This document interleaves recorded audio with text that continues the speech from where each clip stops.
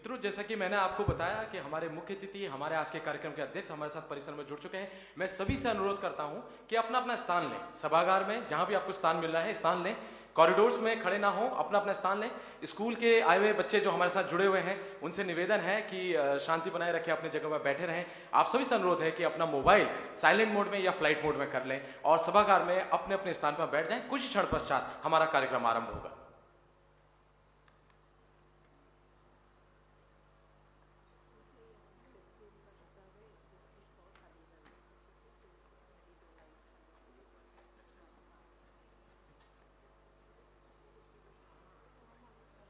Good morning, ladies and gentlemen. My salutations to Goddess Saraswati that adorns this gathering today. The chief guest has arrived. I request everyone to take your seat in the auditorium. Requesting everyone outside the auditorium to kindly take your seats.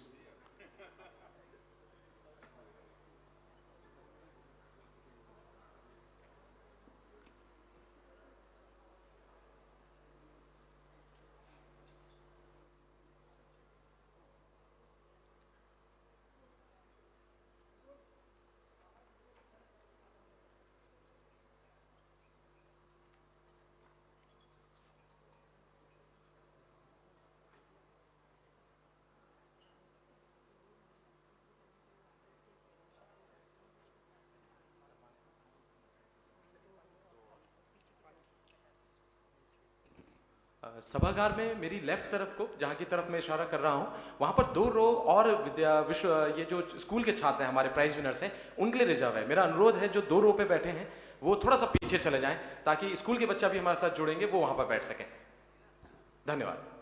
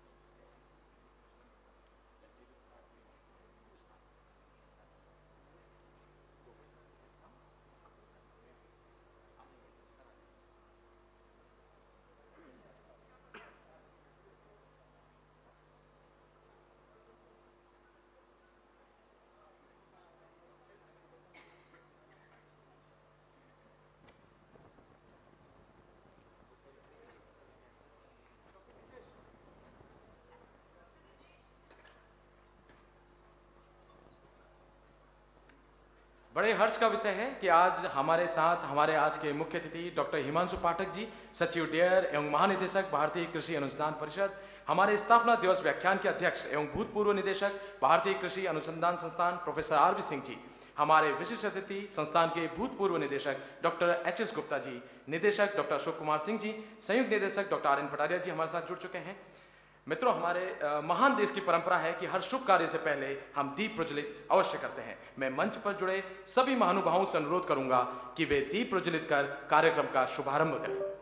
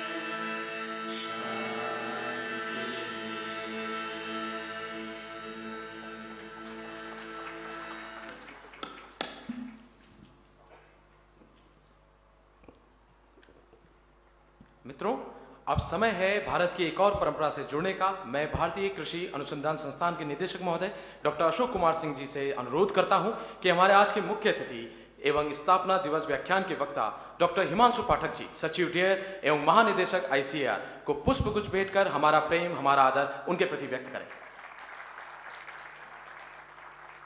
पुनः निवेदन doctor Ashok Kumar Singh ji से हमारे आज के कार्यक्रम के अध्यक्ष professor RB Singh ji को पुष्पगुच्छ भेंट कर हमारा प्रेम, हमारा आदर उनके प्रति व्यक्त करें। पुनः निवेदन अशोक कुमार सिंह जी से कि हमारे आज के विशिष्ट अतिथि संस्थान के भूतपूर्व निदेशक डॉक्टर HS गुप्ता जी को पुष्पगुच्छ भेंट कर हमारा प्रेम, हमारा आदर उनके प्रति व्यक्त करें। बहुत बहुत धन्यवाद सर। खाद्यान्न संकट से खाद्यान्न सुरक्षा की नींव रखता हमारा प्यारा पूसा संस्थान, MS स्वामीनाथन जी की कर्मस्थली से हरित क्रांति सींचता हमारा प्यारा पूसा संस्थान, कृषि अनुसंधान, शिक्षा, प्रसार में राष्ट्रीय एवं अंतर्राष्ट्रीय नेतृत्व करता हमारा प्यारा पूसा संस्थान, पूसा बासमती की तरह महकता, पूसा अल्पना की तरह खिलता हमारा प्यारा पूसा संस्थान। जी हाँ, हम एकत्रित हुए हैं महान संस्थान के स्थापना दिवस समारोह में। आज का क्षण है भूतकाल की स्वर्णिम पगडंडी की ओर देखना और गौरव महसूस करना कि हम उस संस्थान से जुड़े हैं जिसके खेतों से हरित क्रांति का उदय हुआ। और आज का क्षण है यह प्रण लेना कि हम अपने कृषि अनुसंधान, शिक्षा एवं प्रसार से कृषि के एक स्वर्णिम भविष्य का निर्माण करेंगे। मैं हमारे संस्थान के निदेशक डॉक्टर अशोक कुमार सिंह जी को स्वागत उद्बोधन हेतु मंच पर आमंत्रित करता हूं।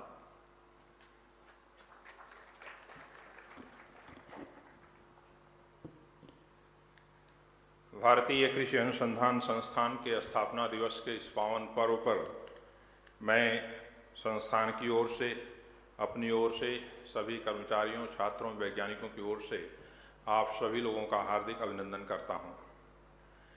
इस गरिमामयी अवसर पर हमारे मुख्य अतिथि और मुख्य वक्ता के रूप में हमारे बीच संस्थान के पूर्व छात्र, परिषद के महानिदेशक एवं सचिव डेयर डॉक्टर हिमांशु पाठक उपस्थित हैं। महोदय, मैं आपका हार्दिक अभिनंदन करता हूं आपके ही संस्थान में।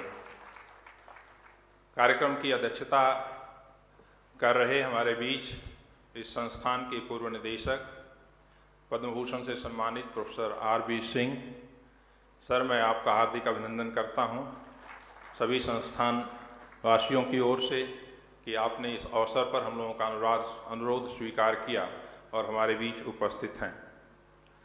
हमारे संस्थान के पूर्व निदेशक डॉक्टर HS गुप्ता, जो अपने कुशल प्रशासन के लिए संस्थान में हमेशा याद किए जाते हैं, वो भी हमारे मध्य उपस्थित हैं। मैं आपका भी हार्दिक अभिनंदन करता हूं। इस अवसर पर बहुत सारे अतिथि हमारे बीच में हैं। Doctor Sadamate, doctor Dwivedi, doctor RC Agarwal, DDG education, जिनका स्नेह, प्यार और योगदान अर्थ के मामले में इस संस्थान के लिए विशेष रूप से हमेशा रहता है, शैक्षणिक कार्यक्रमों के विकास के लिए।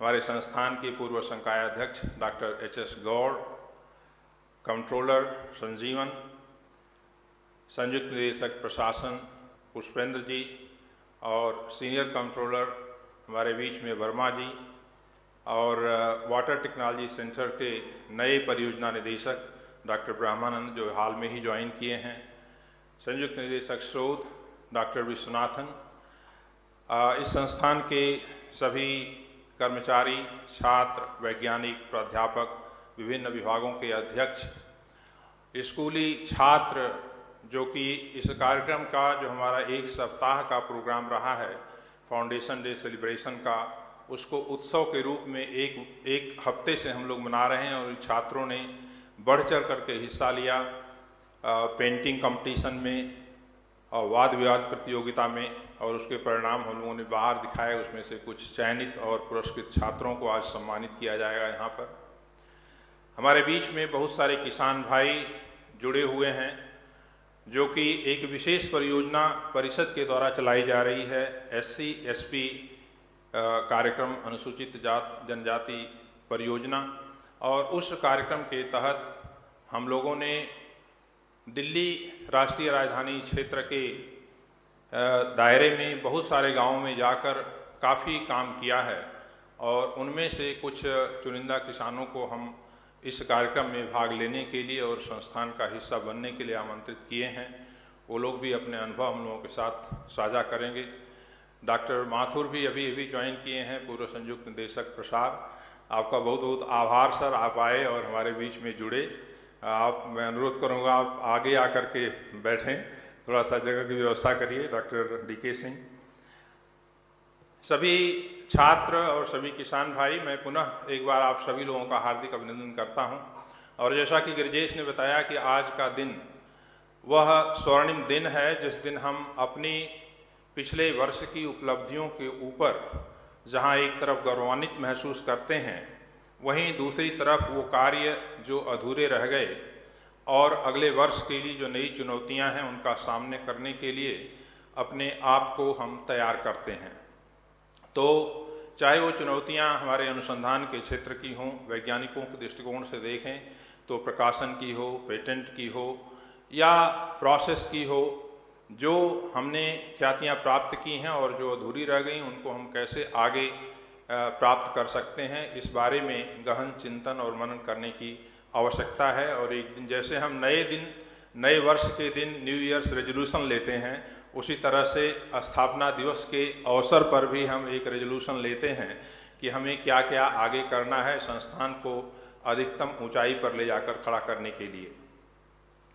इस वर्ष संस्थान में बहुत सारी उपलब्धियां रहीं, जिनका मैं बहुत विस्तार में चर्चा तो यहाँ पे नहीं कर पाऊँगा। एक छोटी सी फिल्म भी हम लोगों ने बनाई है, उसमें कुछ झलकी आपको मिलेगी। करीब 10 गेहूं की नई प्रजातियां विकसित की गई हैं और उनमें से एक महत्वपूर्ण कार्य जो एक 2967 किस्म हमारी बहुत प्रचलित रही है, कुछ वर्षों से वो संवेदनशील रतुआ रोग के लिए हो गई थी, तो उसके लिए रतुआ रोग रोधी बना करके उसकी एक नई किस्म जारी हम लोगों ने की है, जो कि 2967 को स्थानांतरण का काम करेगी। इसी तरह से बासमती किस्मों के उत्पादन और निर्यात से गत वर्ष 34,000 करोड़ रुपए की विदेशी मुद्रा का अर्जन हुआ है, जो संस्थान के लिए, परिषद के लिए और पूरे देश के लिए गौरव का विषय है। धान में कुछ और नई किस्में, खासकर एक सूखा रोधी किस्म इस बार बासमती की विकसित की गई है, जो धान की सीधी बिजाई के लिए बहुत उपयुक्त साबित होगी आगे आने वाले दिनों में। और उसी तरह से जो हर्बिसाइड टॉलरेंट राइस की किस्में विकसित की गई हैं, उनका भी योगदान धान की सीधी बिजाई को बढ़ावा देने में बहुत महत्वपूर्ण होगा। पिछले वर्ष हम लोगों ने धान की कई किस्में, रोगरोधी किस्में विकसित की थी और उनका परिणाम जानने के लिए पिछले बार किसान मेला में 1-1 किलो बीज हम लोगों ने दिया था, और इस बार 5 दिन मैंने किसान संपर्क यात्रा की थी, किसानों के यहाँ जा करके उस 1 किलो से उन्होंने क्या किया है, और कई किसानों ने 1 किलो से 800 किलो बीज पैदा किया। ये बहुत ही महत्वपूर्ण बात है। इन नई किस्मों को जल्दी से जल्दी किसानों तक पहुंचाने के लिए करीब 10,000 किसानों को 1-1 किलो बीज दिया गया था, और उसको 800 किलो से मल्टीप्लाई करें तो सारा बीज किसानों के पास रहा। और इसके बाद भी मेले में इतनी भीड़ थी किसानों की बीज लेने के लिए कि हम लोग आवश्यकता पूरी तरह से पूरा नहीं कर पाए, लेकिन मैं उम्मीद करता हूँ कि आगे 2-3 वर्षों के अंदर ये बीजें किसानों से किसानों तक इतना फैल जाएंगी कि फिर इतनी ज़्यादा भीड़ उसकी नहीं होगी और फिर नई किस्मों के लिए भीड़ होगी। मक्के में जैव संवर्धित किस्में 2 विकसित की गई हैं, जो कि बहुत अच्छी हैं और पुरानी किस्मों की तुलना में पैदावार उनकी अच्छी है। चने में एक सूखा रोधी किस्म विकसित की गई है, और पिछली बार अभी संस्थान में विजिट हुई बिल गेट्स की, और उन्होंने इन सारे कार्यक्रमों को देखा। फिनोमिक सेंटर, जीनोम एडिटिंग सेंटर और प्रतिकूल परिस्थितियों में जलवायु के संस्थान के द्वारा जो तकनीकियां विकसित की जा रही हैं, उनकी काफ़ी सराहना उनके द्वारा की गई थी। जीनोम एडिटिंग के क्षेत्र में संस्थान ने बहुत अच्छा कार्य किया है, और करीब 3 किस्में हम लोगों की तैयार हैं, जो कि वर्ष 2024 में हम लोग उम्मीद करते हैं कि उसका परीक्षण के लिए राष्ट्रीय स्तर पर हम उसको लॉन्च करेंगे, जिसमें सूखा रोधी किस्म है और लवणता रोधी किस्म है, जो कि एक किस्म है MTU 1010, उसका सुधार करके बनाई गई है। उद्यानिकी फसलों में 30 किस्में, फूलों की 7 किस्में विकसित की गईं, और इस वर्ष करीब कुल 10,000 क्विंटल बीज उत्पादन हुआ, और बीज बिक्री से करीब 14 करोड़ रुपए का अर्जन हुआ, जो कि अब तक का हाईएस्ट रहा है, और ये दिन पर दिन और बढ़ता जा रहा है। हम लोग उम्मीद करते हैं कि इसको हम और अधिक ऊंचाई पर ले जाकर खड़ा करेंगे। धान की पराली जलाने की जो समस्या, उसकी मॉनिटरिंग संस्थान के द्वारा की जाती है लगातार और सेटेलाइट के माध्यम से, और उससे प्राप्त आंकड़ों के आधार पर कृषि मंत्रालय के द्वारा जो परियोजनाएं चला जा रही हैं पराली प्रबंधन के लिए, उसको सही ढंग से लागू करने में काफ़ी मदद मिलती है। और इस बार के आंकड़े के हिसाब से 31% जो है 2021 की तुलना में पराली जलाने की घटनाओं में कमी आई थी। पूसा डिकम्पोजर जो संस्थान के द्वारा विकसित एक तकनीक है पराली को गलाने के लिए, उसका प्रयोग करीब करीब 21 लाख एकड़ क्षेत्रफल में पिछले वर्ष किया गया था यूपीएल के साथ मिलकर के, और इस बार इसको हम और अधिक करेंगे। संस्थान कुछ जो नए आयाम हैं कृषि के आगे आने वाले समय की चुनौतियों को ध्यान में रखते हुए, खासकर कार्बन क्रेडिट या कार्बन फार्मिंग के क्षेत्र में निजी क्षेत्र के साथ मिल करके बहुत अच्छा कार्य कर रहा है। और इस बार हम लोगों ने कार्बन क्रेडिट के लिए कई मॉडल विकसित किए हैं, जिससे उसको लागू करने वाली जो कंपनीज हैं उनको इस प्रक्रिया को क्रियान्वयन करने में मदद मिलेगी। खासकर जैसे अगर धान की सीधी बिजाई कोई किसान कर रहा है और क्लेम कर रहा है कि हमने धान की सीधी बिजाई की है, तो कंपनी को कैसे पता चलेगा कि सीधी बिजाई हुई है या नहीं हुई है। तो उसका सेटेलाइट के माध्यम से हम लोगों ने आंकड़ा इकट्ठा किया और फिर लोगों को भेज करके उन्हीं खेतों पर उसी लोकेशन पे, और इसके बीच में जो कोरिलेशन आया है वो करीब 95% से ऊपर आया है, जो काफ़ी कारगर साबित होगा आगे आने वाले दिनों। इसी तरह से जितनी हमारी रिजनरेटिव एग्रीकल्चरल प्रैक्टिसेज हैं जिनको कार्बन क्रेडिट के माध्यम से किसानों के लाभ के साथ जोड़ा जा सकता है, सबका आकलन संस्थान के द्वारा किया जा रहा है।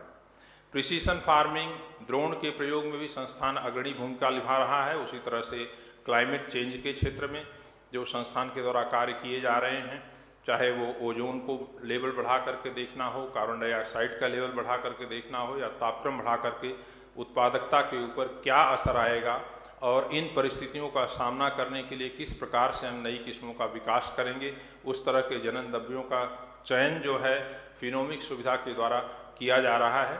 और जब मैं देखता हूँ प्रोफेसर आर.वी. सिंह के द्वारा विजन 2020 जब प्रकाशित किया गया था 1995 में, जब ये निदेशक थे, तो उसमें ये सब सारी बातें लिखी हुई थी और मुझे खुशी हो रही है सर आपको बताते हुए कि वो सारी बातें धीरे धीरे क्रियान्वित हो रही हैं और इसको हम और आगे लेकर के जाएंगे।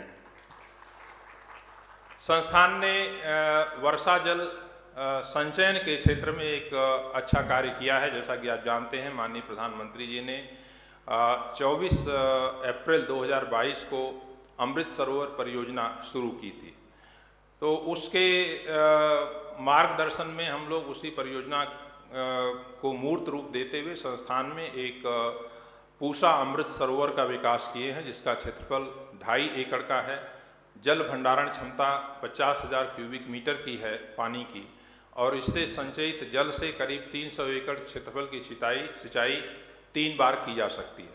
और इस प्रकार से पूसा संस्थान के परिसर 1500 एकड़ क्षेत्रफल में जितनी वर्षा का पानी होता है उसको इस तालाब से जोड़ा गया है। कोई भी पानी बाहर अब नहीं जाएगा जो पहले नजफगढ़ नाले से होकर के बाहर चला जाता था। तो आगे आने वाले दिनों में इससे यहाँ का जो जल स्तर है उसके सुधार में बहुत मदद मिलेगी और हमारा पानी का सही ढंग से प्रयोग हो पाएगा। पूसा समाचार के माध्यम से इन किसानों तक और बाकी सभी जो हमारे हितधारक हैं कृषि से जुड़े हुए, उनके साथ जुड़ने का लगातार हम प्रयास कर रहे हैं।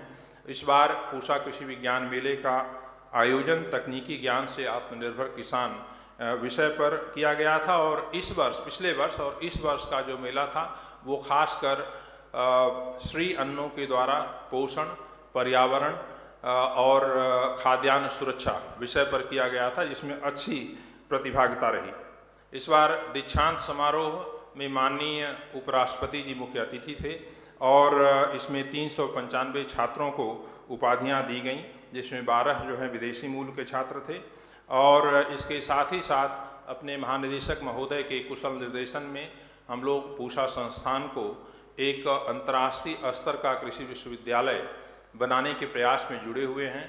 और नई शिक्षा नीति के तहत जो एक प्रावधान दिया गया है मेरू का, multi disciplinary educational and research university, उस श्रेणी में पूसा संस्थान को लेकर के परिषद के जितने संस्थान हैं उनके साथ जुड़कर करीब 15 हब्स अभी तक हम लोगों ने शुरू किए हैं। और उसमें चाहे वो हैदराबाद हब हो, चाहे बंगलोर हब हो, या दूसरे जहाँ जहाँ पर सांद्रीकरण ज़्यादा था ICR के संस्थानों का, सभी संस्थानों को इकट्ठा करके एक IRI रीजनल हब बनाया गया है। और उसके माध्यम से शिक्षा के क्षेत्र में स्नातक प्रोग्राम भी इस वर्ष शुरू करके हम लोग जो परिषद की अपार क्षमता है वैज्ञानिकों की, 5000 से अधिक वैज्ञानिक हैं, उनका शिक्षण में किस प्रकार से मानव संसाधन में विकास में योगदान हो सकता है, उसका भरपूर प्रयोग करने की दिशा में अग्रसर है। इस वर्ष संस्थान के 6 वैज्ञानिकों को नास की फेलोशिप मिली और 3 वैज्ञानिकों को एसोसिएट मिला। इसके साथ ही साथ NAHEP परियोजना के तहत करीब 17 छात्रों को और 3 वैज्ञानिकों को विदेशों में जाकर के अलग अलग प्रयोगशालाओं में कार्य करने का अवसर मिला। और साथ ही साथ ASRB के द्वारा जो वैज्ञानिकों की चयन प्रक्रिया होती है, उसमें पूसा संस्थान का योगदान करीब 60% का रहा है, जो हम सभी लोगों के लिए गौरव की बात है। और कल हम लोगों का वित्तीय वर्ष समाप्त हुआ। हमारे फाइनेंस की टीम, खासकर वर्मा जी, संजीवन और इनके टीम के सभी सदस्य, प्रशासन के सभी लोगों के साथ मिल करके हम लोगों ने अपनी बजट का भी 100% प्रयोग किया है सर। तो मैं आपको इस माध्यम से बताना चाहता था, सभी लोग बधाई के पात्र हैं। एक बार पुनः मैं इस अवसर पर आप सभी लोगों को हार्दिक बधाई देता हूं, साधुवाद देता हूं, और आप लोग यहाँ पर आए इसके लिए बहुत बहुत धन्यवाद। Thank you.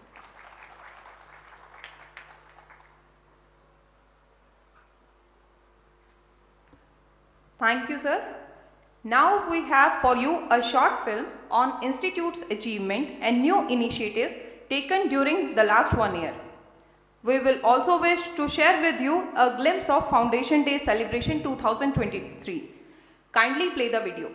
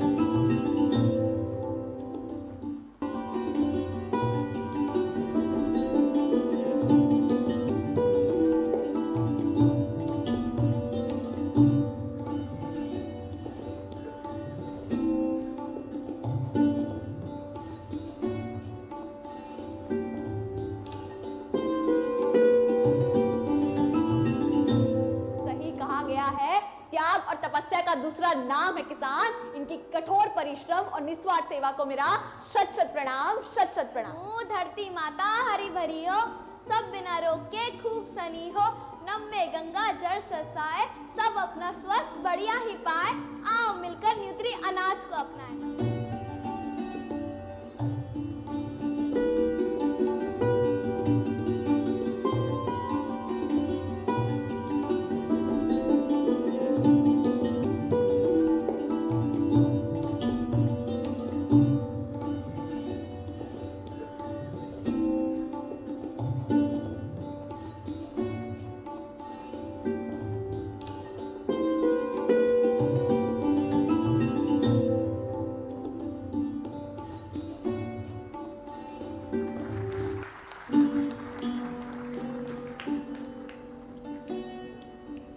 बहुत बहुत धन्यवाद।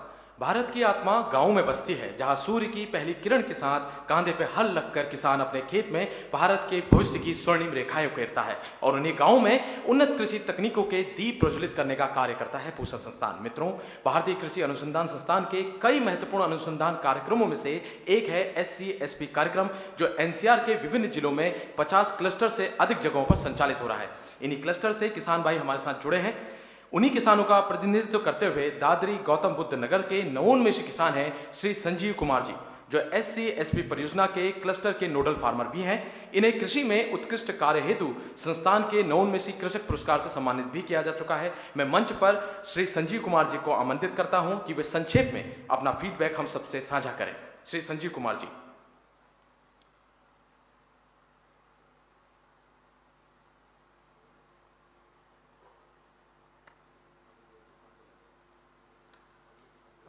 हमारे साथ दूसरे किसान जुड़े हैं जो इसी क्रम में, जो SC/SP के नोडल फार्मर हैं, यशस्वी ढंग से अपनी भूमिका निभा रहे हैं, अनेक किसानों को अपने साथ परियोजना से जोड़ रहे हैं। श्री संजय दिवाकर जी। संजय दिवाकर जी को मैं मंच पर आमंत्रित करता हूं कि संक्षेप में वो अपनी फीडबैक हम सबसे साझा करें।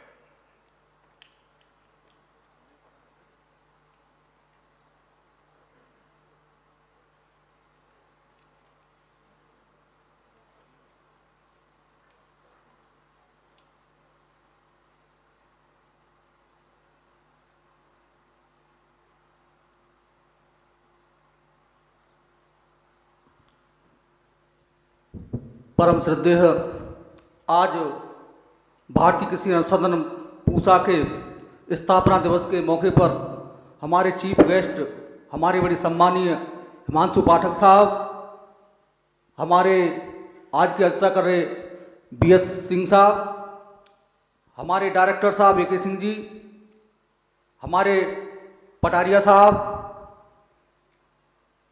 हमारे नफीस अहमद साहब, संजीव लाल जी, समस्त डॉक्टर, मेरे साथ आए किसान साथियों, सभी को मेरे चरणों को नमन करता हूँ, धन्यवाद करता, प्रणाम करता हूँ। बड़ा हर्ष और बड़ा गौरव का विषय है कि हमारे यहाँ पर SC/SP योजना के अंतर्गत 50 से अधिक क्लस्टरों में काम हो रहा है। असंख्य किसानों को हमारे यहाँ पर फायदा हो रहा है। सभी तरह के बीज, गेहूं के, धान के, सभी निःशुल्क दिए जा रहे हैं, जिससे बहुत किसान गर्वंत महसूस करते हैं। खुरपी, फावड़ा, दरांती जैसी असंख्य चीजें हैं, जैसे मशीनरी हैं, रूटावेटर वगैरह। और मैं तो बहुत धन्यवाद देता हूँ AK सिंह साहब का। एक बार हमारे किसान के यहाँ पोली हाउस लगा था, नेट हाउस, तो साहब का डायरेक्ट किसान के पास फोन जाता है, क्या आपको पोली हाउस की जरूरत है? तो मैं ऐसे साहब के लिए बहुत धन्यवाद महसूस करता हूं कि डायरेक्ट किसान से साहब जुड़कर पूछते रहते हैं। और मैं तो ये कहूँगा कि इतना जो कार्य भारतीय किसान पूसा हमारे किसानों के, हमारे यहाँ जैसे एटा जिला है, अलीगढ़, मथुरा, आगरा तक पूरे पश्चिम में एक तरफ काफ़ी गांवों को किसान चयनित हुए हैं, गांवों को लाभ पहुंच रहा है। मैं इसी के साथ अपनी वाणी को विराम देता हूं। नमस्कार साथियों।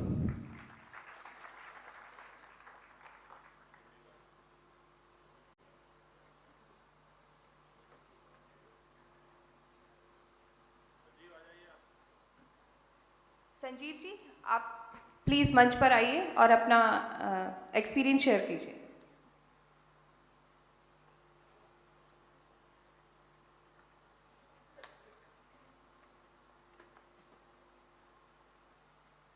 धन्यवाद।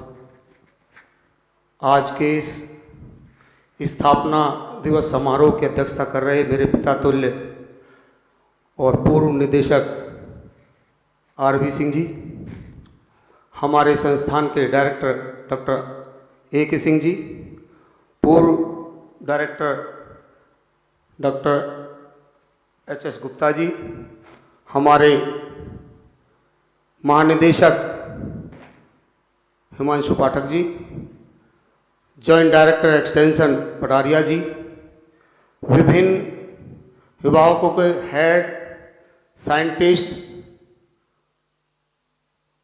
स्टाफ्स और मेरे बुजुर्ग किसान साथियों और मातृशक्ति,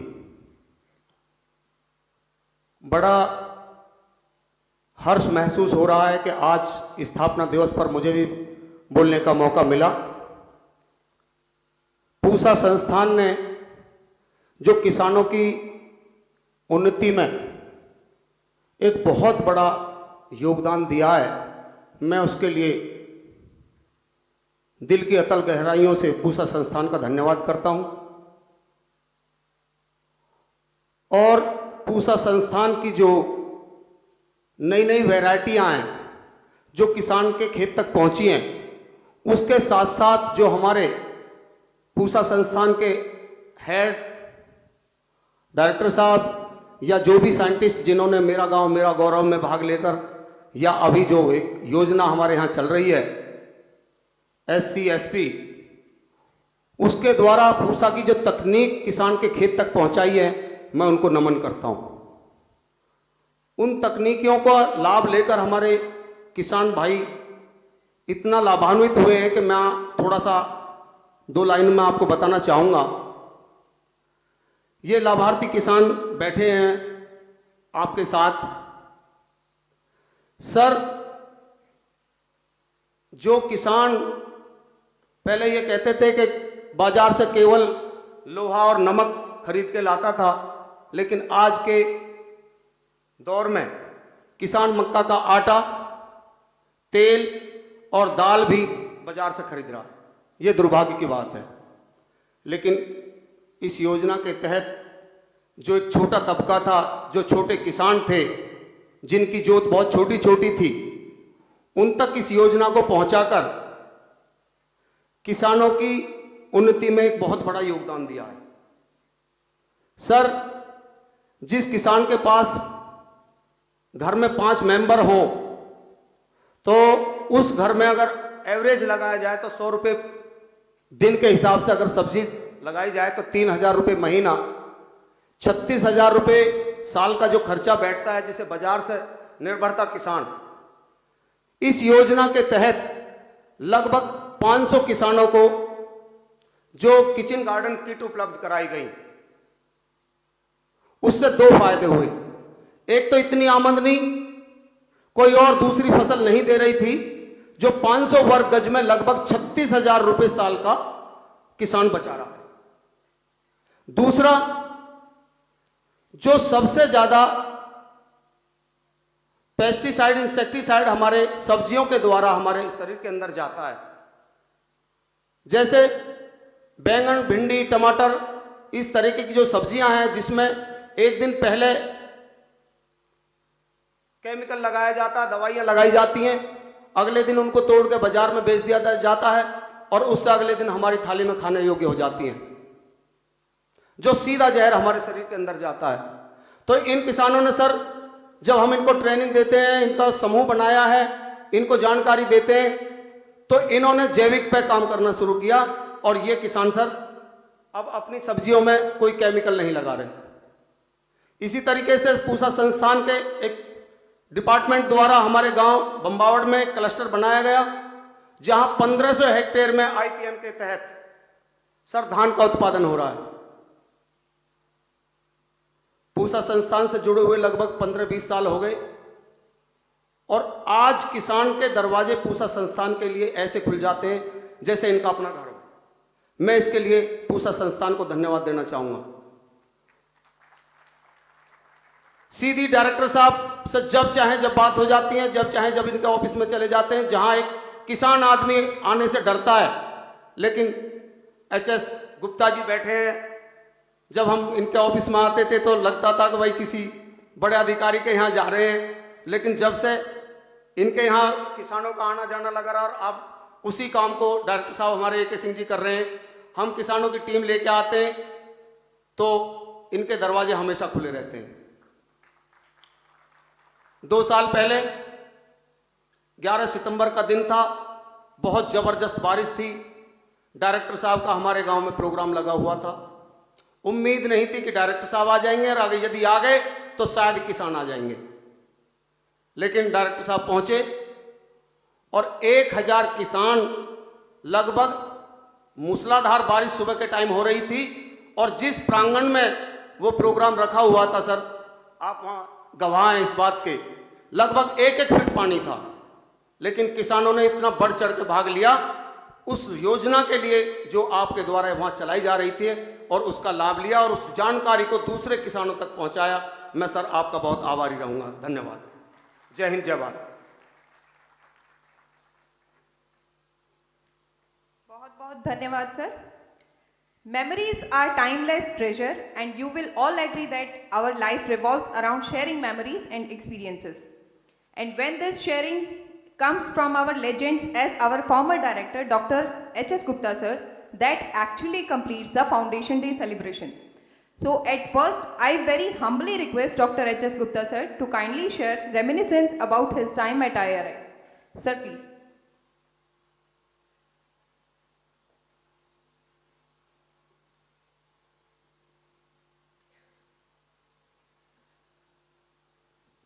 Thank you very much, and good morning to all of you.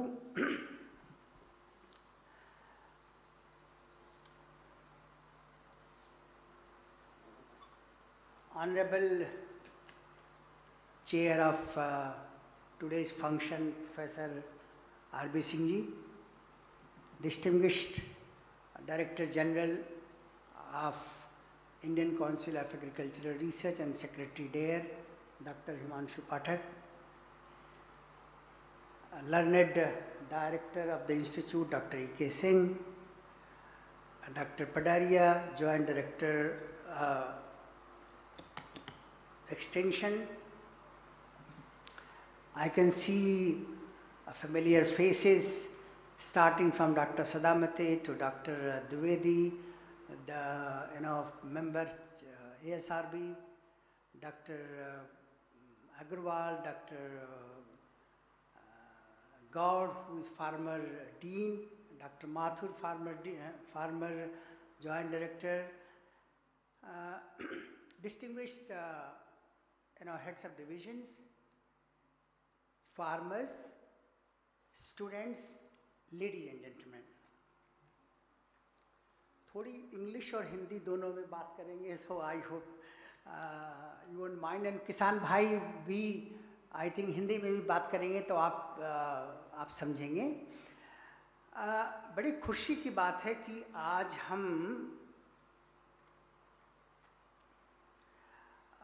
इस इंस्टीट्यूट का स्थापना दिवस मना रहे हैं, और इस अवसर पर मैं अपने बिहाफ से आप सबको बधाई देना चाहूँगा, आपको और आपके इंस्टीट्यूट को, for having done a great job. Absolutely no doubt about it that a great job has been done in the past, in the recent past, and presently also is being done.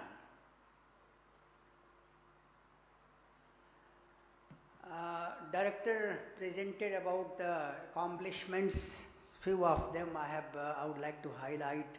One is earning of a foreign exchange of worth 34,000 crore of basmati rice, where institute contribution is around 80% or so. So that's a great achievement. We must also not forget that India has become the largest exporter of rice in the world. And not only for last year, but for several years it has left Thailand behind, and we are the largest exporter of rice in the world. Last year we also exported wheat. Of course, after certain time there was a break, but we exported wheat. So several, not only these food grains, but several agricultural commodities have been exported, and we have become a net exporter from a country which was going through ship to mouth status. Those who are young and those who are old, उन्हें याद होगा कि 1960s में, specially 65 के feminine में, जब ship आता था अमेरिका से गेहूं लेके, तो वहाँ से ट्रक से सारे स्टेट कैपिटल्स को अनाज भेजा जाता था, और तब हम लोग सबको भरपेट भोजन तब भी नहीं दे पाते थे, इसलिए कि, और इसीलिए शास्त्री जी ने कहा था कि एक टाइम, एक सप्ताह में एक टाइम भोजन ना करें आप। That was the situation. उस समय से आज का देखें अगर, तो हमारे किसान भाई ने जो बताया कि जो ओवरऑल प्रोग्रेस हुआ है, that absolutely amazing, no doubt about it. And लेकिन महानुभावों, it's nice to remember our accomplishment, but it's nice also to see, to chart out the future strategy. What are you going to do in future? See, the life in agricultural agriculture has been, for scientists, have been relatively easy so far. And it's going to be far more complex and far more difficult now. Because in 70s, per kg, fertilizers input, there was a 29 kg increase in food grains, which came down to, in 80s, which came down to 12 kg. And I am told now it's around 8 kg. So, how are we going to tackle this?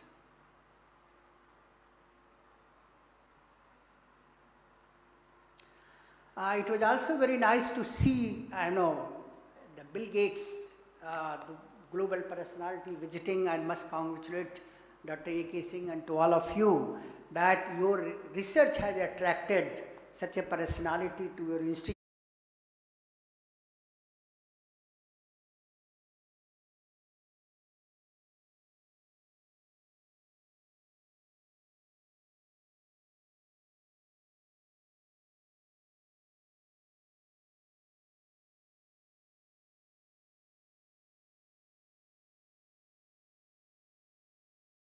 We become self-sufficient, with all that you all are aware.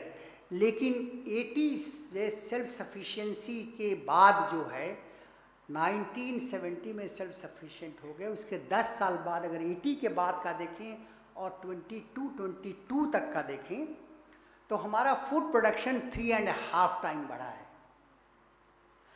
और fertiliser consumption 11 time बढ़ा है। हमने आपको पहले बताया था कि 1 KG fertiliser nutrient के देने पे कितना 29 केजी आता था, जो अब 8 केजी हो गया है। तो हमारा फूड प्रोडक्शन 1980 to 22 तक 3.5 time, fertiliser consumption has increase 11 times. Fertiliser subsidy has gone to $25 billion, 2.5 lakh crore if I remember correctly. I think DG will know it better. And the pressure he has, to reduce it, that also he will know it better than all of us. But friends, these are the realities. If we really want to think of a future strategy, we will have to think of solving this problem. And this is one example. I would like to give you other examples. So, government says reduce fertilizer application. So, we are all bound to do that. But reducing fertilizer application cannot be eliminate fertilizer. Don't apply fertilizer. That's not the solution. Because unless you apply fertilizer, you will not be able to feed your country, your countrymen. May not be, maybe Europe will be able to feed, America will be able to feed. But not only India, in South Asia, none of the countries will be able to feed. Be it Bangladesh, be it Myanmar, any other country, we will not be able to. Because in South Asia, per capita availability of land is much, much less as compared to Europe. So, Europe can talk about a strategy. I'll come back to Europe's strategy a little later.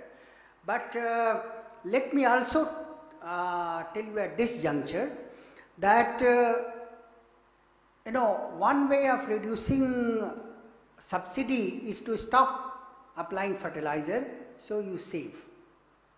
Other way of doing that is perhaps a politician or policy maker or economist view.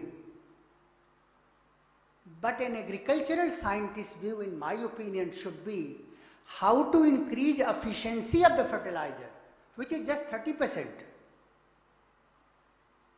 So instead of using our resources for increasing the efficiency of fertilizer or nutrient, we are concentrating on eliminating use of fertilizer through natural farming.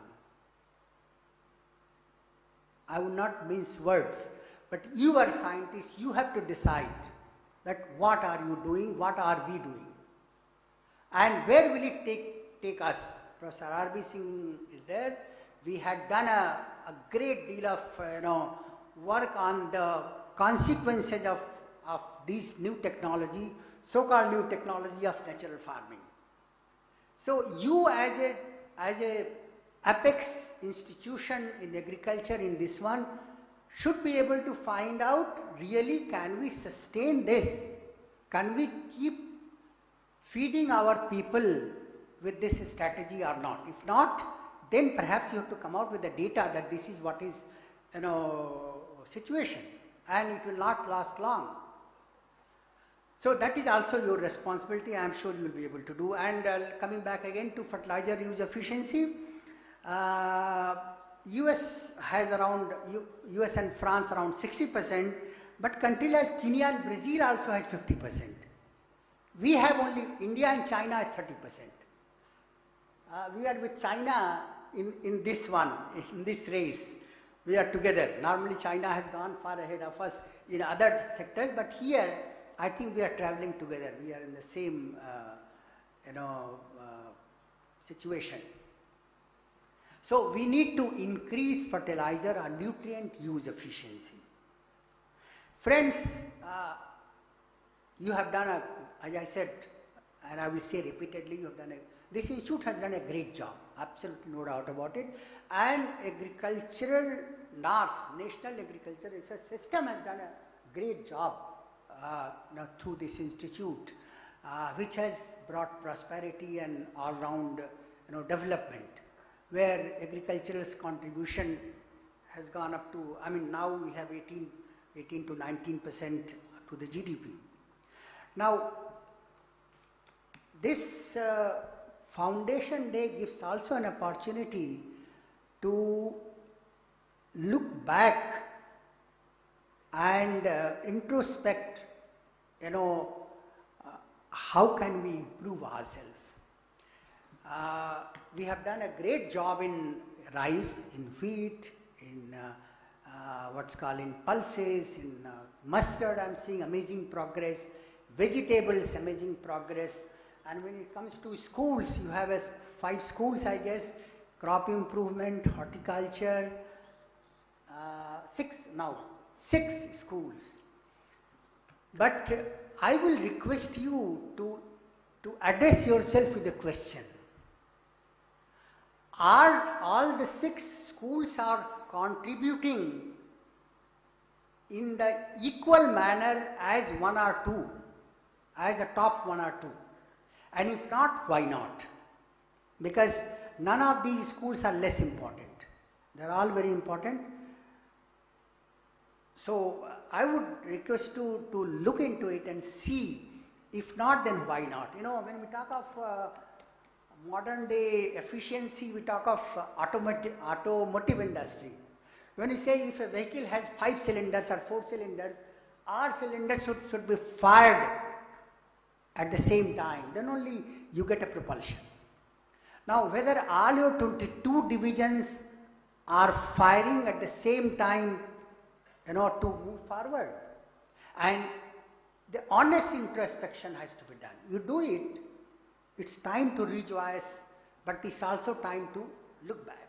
So either whether those 22 engines, 22 cylinders which are there with you, are they really fired at the same time and they are working to take the institute forward and in turn to take the country forward in agriculture development? I think that's my submission to you. Friends, we have new challenges. Old ones, but there are many new ones which we could never thought of. हमारे किसान भाई भी हैं, उनको भी वो होगा कि एक हम कहते थे प्रोडक्टिविटी बढ़ाना है, यील्ड बढ़ाना है, और वो तो कंटिन्यू करेगा. हमने काफ़ी अच्छा काम किया, यील्ड बढ़ाया, सबका बहुत अच्छा हुआ, and that's how we have become a net exporter. लेकिन यील्ड बढ़ाने के साथ साथ वो अभी भी करना पड़ेगा, बिकॉज हमें next 30-40 years we have to increase our food production by 60-70% more. So we will continue to be there. But today, along with increasing the yield and increasing the productivity, there are new challenges, and more important is sustainability. Our newly, green revolution technology had paid us dividend for last 60-70 years. But the area which has experienced, which has enjoyed the fruits of green revolution in northern India are facing a problem. So this technology has not been really sustainable. So you are the think tank of agriculture. Think of it. How can we make it more sustainable? Developed country, say European Union has taken a challenge, and I'll come back to it. They say कि हम क्या करेंगे तो हमारा उनका 2050 तक क्या होगा, और उसमें नए चैलेंजेस में हमारे वहाँ जो अभी चैलेंज हैं, climate change is the biggest threat. We have been thinking of so many things. Climate, आपको हमारे किसान भाई यहाँ पर थे, 2-3 दिन पहले जितनी बारिश हुई है और जैसी हवा चली है, तो गेहूं को कैसा हुआ, क्या नुकसान हुआ आपको पता होगा. तो climate change has become a biggest threat to agriculture, specially in tropical agriculture. Then greenhouse gas emission, we have another new challenges, that it's not only produce, but reduce greenhouse gases so that global warming is reduced. Reducing post-harvest losses, I think to what extent we have made the progress, I don't know, but it's time to reduce post-harvest losses, and for that we don't have to deal with commodity rice, wheat, maize, millets. We have to deal with the food system, and in that food system, from production to consumption, whether are we going for a processing value addition? Thank you. Processing and value addition, if not, then we'll have to increase that. So processing value addition has also to be given. When I'm talking about 22 cylinders firing at a time, whether that part is playing the role efficiently or not, we'll have to see. We have transfer technology. हम लोगों ने किसान भाइयों को बहुत सारी technology दी जिससे उनका बढ़ गया. अभी किसान भाइयों ने बताया सब कुछ बहुत अच्छा है, वेरी नाइस. लेकिन हमने क्या नहीं किया है, उनको मार्केटिंग नहीं सिखाया. उगा तो लेते हैं आप, लेकिन उससे कितना आपको इनकम बढ़े, उससे अगर मार्केटिंग सिखाएं आपको कि कैसे प्रोसेसिंग वैल्यू एडिशन और मार्केटिंग करें तो आपका इनकम और बढ़े, वो हम शायद उसमें पीछे रह गए हैं और हमें निदेशक महोदय से मैं अपील करना चाहूँगा कि उस पार्ट को भी ध्यान रखें कि जो transfer of technology so far करते रहे हैं कन्वेंशनली कि production technology, now it is time to transfer processing, value addition and marketing technology. Farmers have to be taught how to market your produce so that you get a better return. You don't have to throw away at a throwaway price. Fortunately, we have MSP in the country, but there are many commodities where MSP is not there. Okay.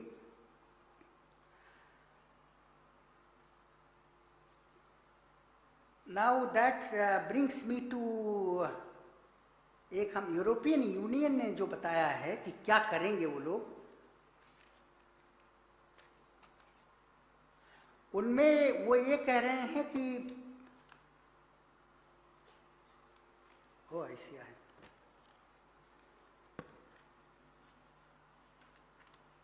okay, they say that they will make agriculture carbon neutral by 2050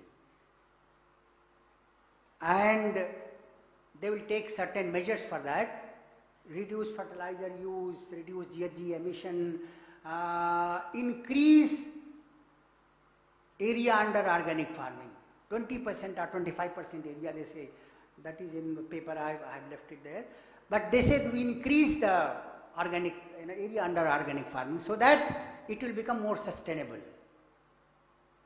Now, if we do the same thing, can we feed our people? Today, only 1% of our area is under organic. If we increase it to the same level, what will happen to our food security? This, you are a apex institution of ICAR. You have to think over it.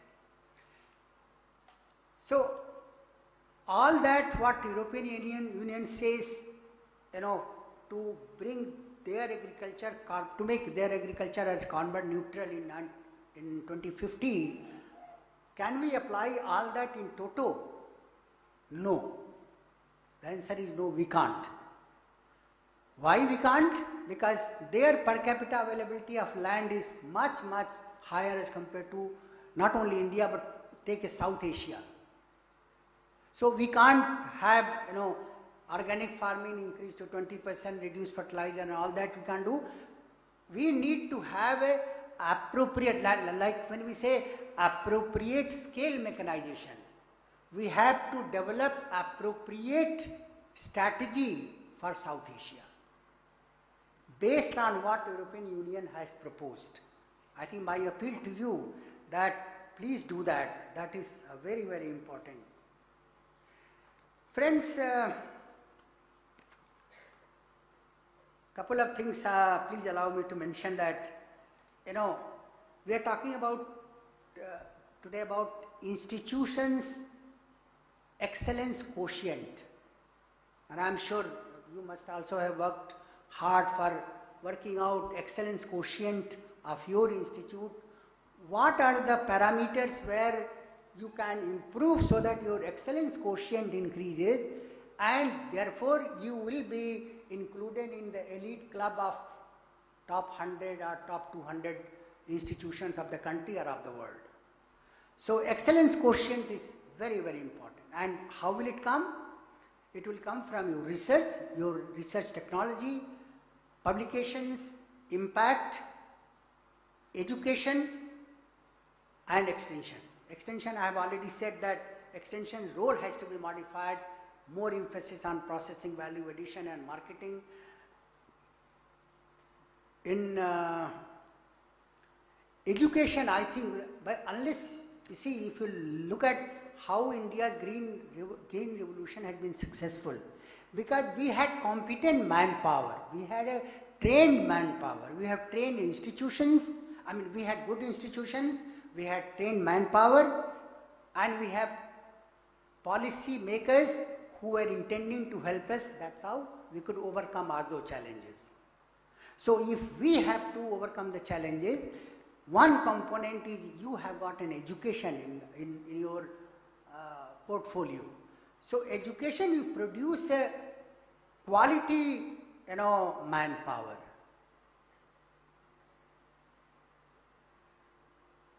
I would appeal to Director, Joint Director Education, Dean, to look into it very seriously, whether each student's thesis is properly done, properly taken care by Research Advisory Committee or not, and how can we improve that. There is a huge scope of improvement, and students' research makes a big part of your accomplishment, so please see that.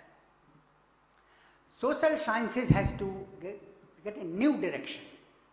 Friends, allow me to say, farmers were a disadvantaged lot, but I appreciate the current government that they have started giving Kisan Samman Nidhi. एक तो MSP था, उसके बाद से किसान सम्मान निधि हुआ। एक किसान सम्मान निधि एक ऐसी चीज है जो हमारे जो किसान जो गरीबी में रह रहे थे, जो डिसएडवांटेज थे, जो उनके पास कोई दूसरा काम नहीं था, खेती ही कर रहे थे, तो उनको कम से कम ये 6,000 रुपया महीना गवर्नमेंट 2-3 इंस्टॉलमेंट में देती है कि आप इनपुट बाई साल में, साल में 6,000 रुपया साल में देते हैं 3 इंस्टॉलमेंट में, तो कम से कम कुछ थोड़ा हेल्प है। लेकिन हमारे सोशल साइंसेज ने क्या, सी with this 60,000 crores of rupee is fueled in the, is put in the rural economy. Now, are we making use of this 60,000 crore properly? This is what social sciences has to decide, that today when we are giving 6,000 rupees a year, farmers might have different priorities they might be using. But how can it be best used? Should it be used for purchasing, inputs? To what extent inputs? What inputs they should purchase? This is what I think our social sciences department has to do. This is very, very important. Friends, I will finish by saying we have a lot of new technology. Nano fertilizers. A nano urea has been released without recommendation from ICARI, IARI. It has been released. How effective it is, I think you should know, institutions should know, ICAR should know. So that is alarm bell is ringing before us. The new name of new technology, nano urea, nano P, nano K is coming. Now, to what extent it is effective, you have to do the study. And then, if you have not been consulted, ICR should do the study and come out with the, that under what circumstances it will benefit the farmer and to what extent it will benefit the farmer. Then I will again say, come back to natural farming, where government says to do it, you have to do it. There is no way out. But work it out and let the world know that whether it is, how much it is going to serve. It is going to help us or not, help the farmers or not. That is my appeal to you, that this institution should hold this. Also, in this journey of agricultural development, you are not alone. The Director General funds several CGIR institutions which are located in in this Pusa campus. Are they contributing to enrich our cutting edge research or not? Are they also busy in harvesting low hanging fruits like all other agriculture universities and we are doing? So when we give money to them, find out what is it, what have you done. When we do QRT, RAC, why not their QRT after 5 years, after 10 years, how much money I have given, ICR has given, what impact have you made, and what is your future, this one. We have a BISA, which is there, completed 10 years, so much money has gone. What have they contributed? Seed production. They produce seed and seed. There is a provision of 40 international scientists, no scientist has been recruited. I mean, only 1 or 2 has been recruited. So if we give money, we have to question ourselves. So with these few words, I have tried to be rational, not biased, but yes, I think if we really want country to move forward with vigor, to feed ourselves, to bring prosperity, I think these things also should be addressed. And let me again tell you that the Foundation Day is an occasion to rejoice, celebrate your accomplishments and take satisfaction in that. But also give some time to think over these things. What I was talking to Professor R.B. Singh, there are many things, why not to have a think tank? You have in terms of, today we are very fortunate that we have a leading limelight like Dr. Professor R.B. Singh, Dr. R.S. Paroda.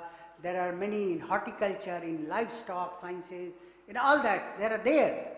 Have a think tank, let them address these issues. I think, I'm sure Dr.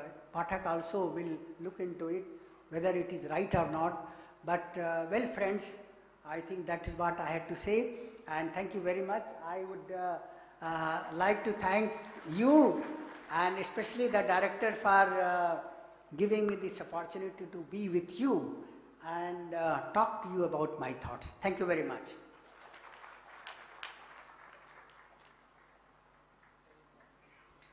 Thank you so much, sir. You are always remembered for guiding and building leadership. I now request Dr. R.B. Singh, sir, the chairman of the session, to kindly introduce the learned speaker of the Foundation Day lecture, Dr. Himanshu Pathak, sir. Sir, please.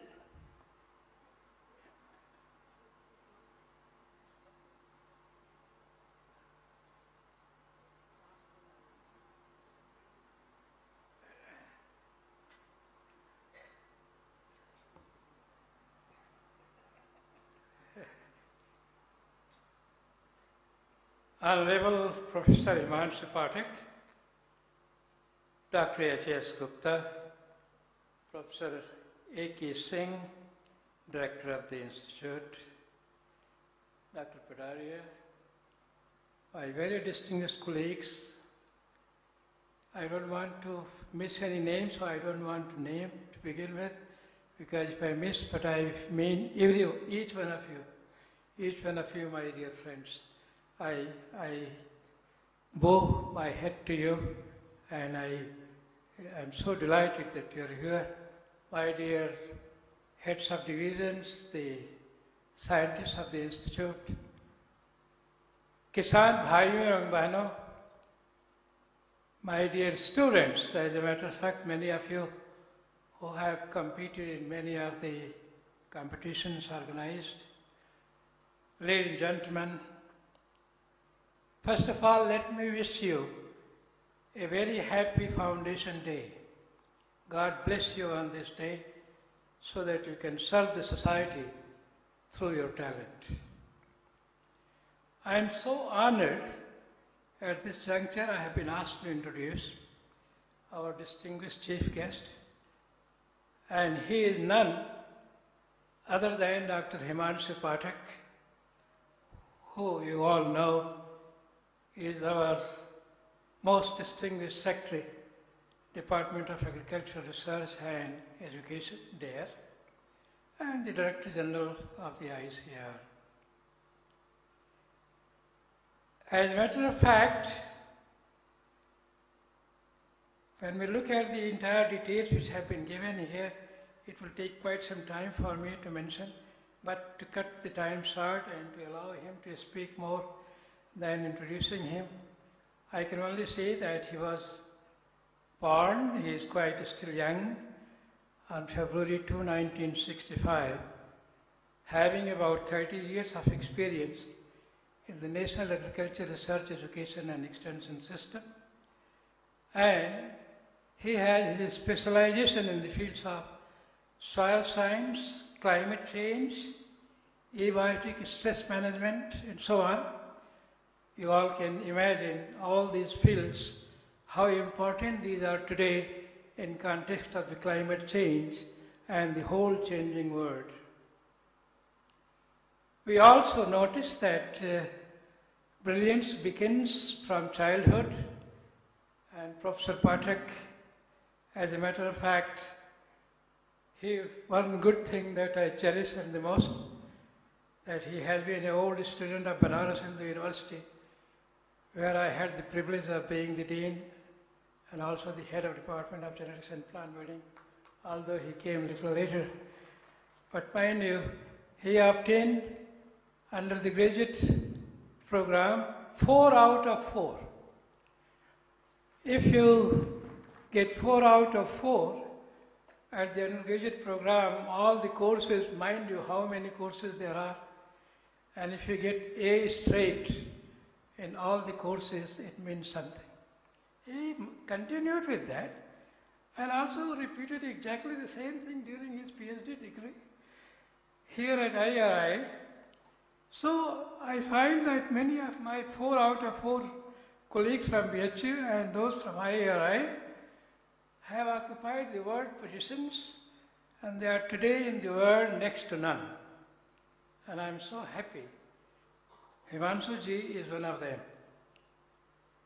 As a matter of fact, when we look at his many of the achievements and experiences after his doctoral work that he completed here at IARI, he had several outings to the foreign countries, and in all about 6 of those and 5 within the country and so on, where he was able to devote some time. I will mention only the University of Essex at United Kingdom, Institute of Meteorology and Climate Research in Germany. Let me also mention he did some work at modeling soil fertility in the Philippines, land use planning for mitigating the greenhouse gas emissions in Germany again, emission of greenhouse gases from soil at the University of Essex, and if I am not naming the institutes in India, of course IARI, places like Ludhiana and so on and so forth, many other places that he was able to have connections, connectivity and stay and work together is all his contribution in terms of postdoctoral experience. When we look at his professional history, again, I will not go into detail. He has been at many of the national and international institutes.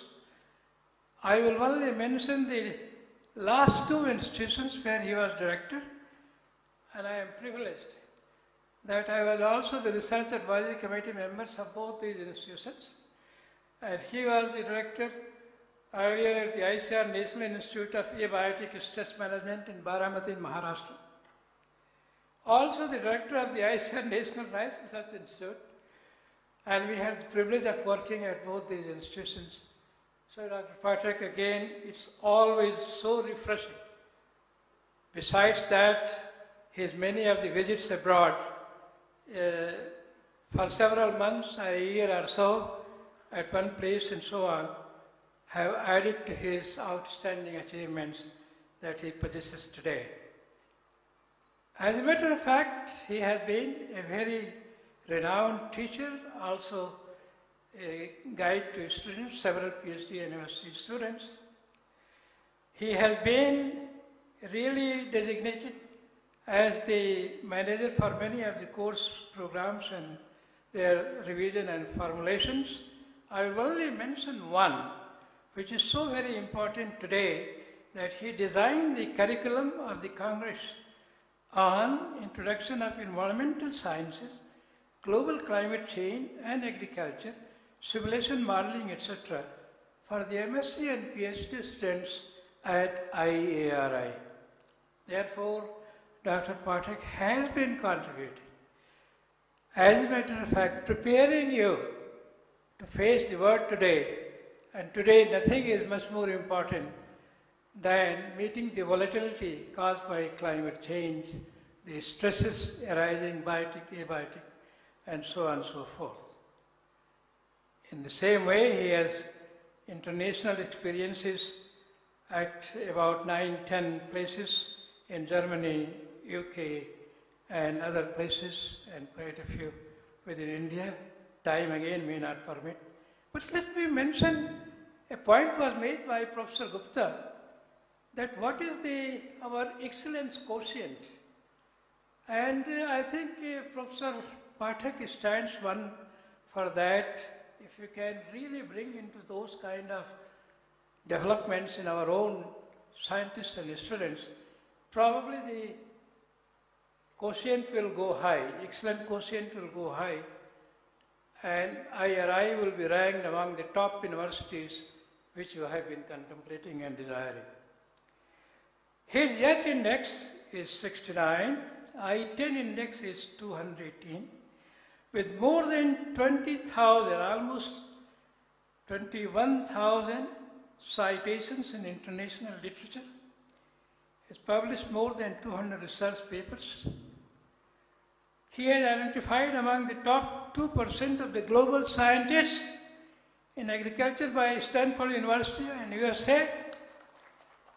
He was ranked number 365 in the world and number 5 in India in plant sciences and agronomy by research teams. So how lucky we are. We have a person of his caliber who is guiding our destiny, including that of the IARI. Many awards and recognition, very difficult, but let me mention that he is fellow of all the known academies, including, of course, NAS, INSA, and so on and so forth. He has received many international and national awards, Alexander von Humboldt Fellowship, Voyagast Fellowship, and so on, lead author in many of the reviews, International Panel for Climate Change Management, many of the reviews and reports that he has analyzed and brought to the notice of the whole world. And then he had a dozen of national and international awards, including the Rafi Ahmad Kidwai Award of Indian Council of Agriculture Research, also Dr. Ernest Randha Memorial Award, also the Silver Jubilee Commemoration Medal of INSA, the Recognition Award of NAS, and so on and so forth. As a matter of fact, he has been president of many of the societies, and 6 of those are important, which are mentioned. I may not have time to go into details. He has been editor of many of the important journals in this country, and he is named as a member of 15 academic and policy framing bodies in the country, and he is leading all those and bringing to bear upon his experience from those bodies to really lead India as in field of agriculture research and education as well as extension. His recognitions in teaching and as resource person have been well identified. He received the Excellence of Certificate in Teaching from this institute itself, and he has delivered keynote addresses at more than 150 of the national and international institutes and systems. Finally, I would like to say that he is member of the 12 professional societies in the country, including the Indian National Science Academy and so on, National Academy of Sciences, National Academy of Agricultural Sciences. Friends, therefore, if I go on and on, probably I will stand between you and him. I don't want to do that. I just want to say that one of the most outstanding scientists as a science manager, nationally and internationally, is before you. Professor Pathak, floor is yours. We look forward to hear and learn from you. Professor Pathak.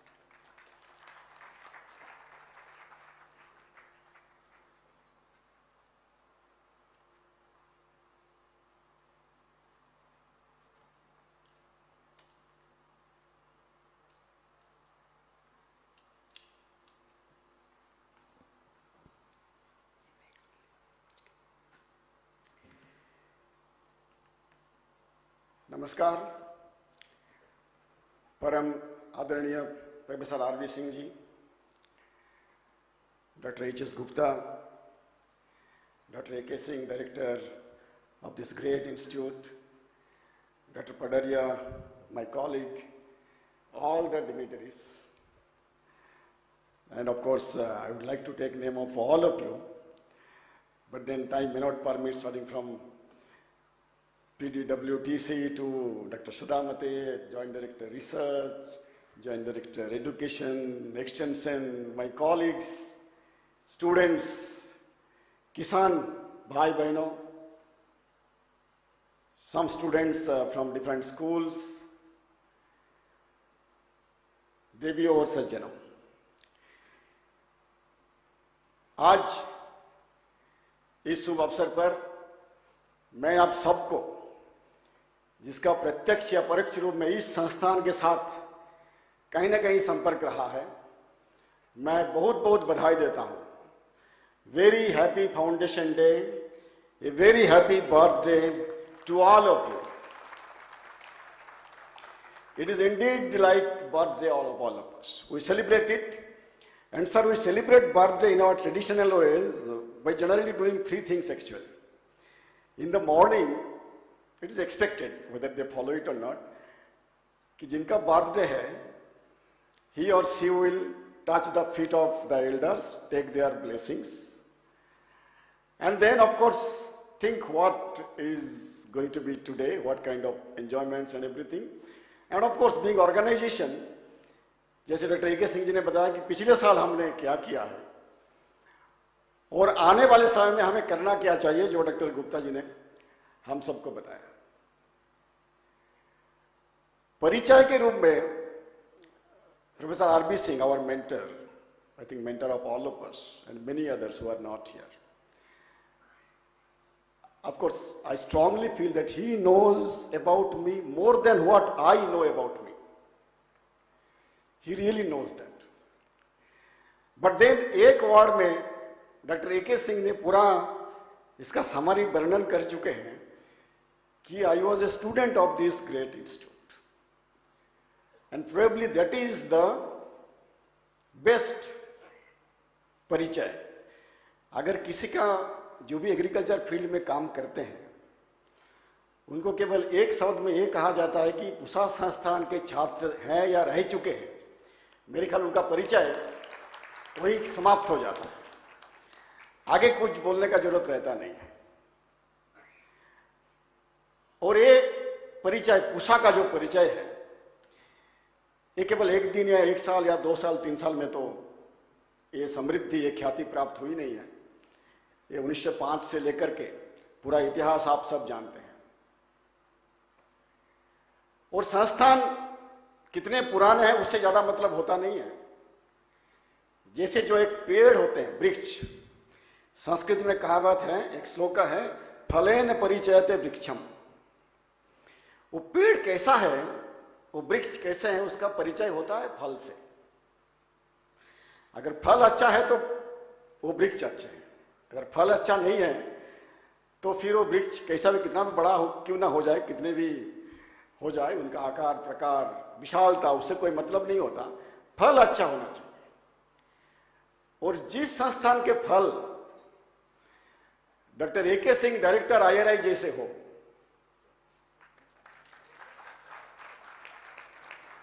और आप सब जो लोग यहां बैठे हुए हैं आप सब जैसे हो, तो फिर उस वृक्ष के बारे में ज्यादा कुछ बोलने की जरूरत होती नहीं है, सब पहचान जाएंगे वृक्ष कैसा है। और इस वृक्ष को देखभाल करने वाले,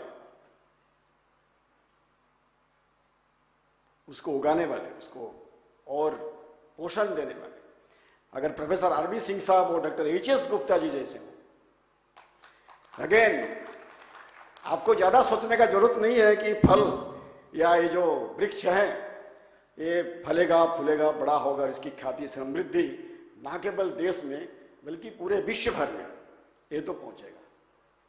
तो आज हम सब उस उषा नाम की वृक्ष का जो है जन्मदिन फाउंडेशन डे मना रहे हैं। इससे ज्यादा गौरव, इससे ज्यादा खुशी और इससे ज्यादा हर्ष का मुहूर्त मुझे नहीं लगता हम में से और किसी के जीवन में आ सकता है। So let us really give a very big hand to this institute, to this great institute.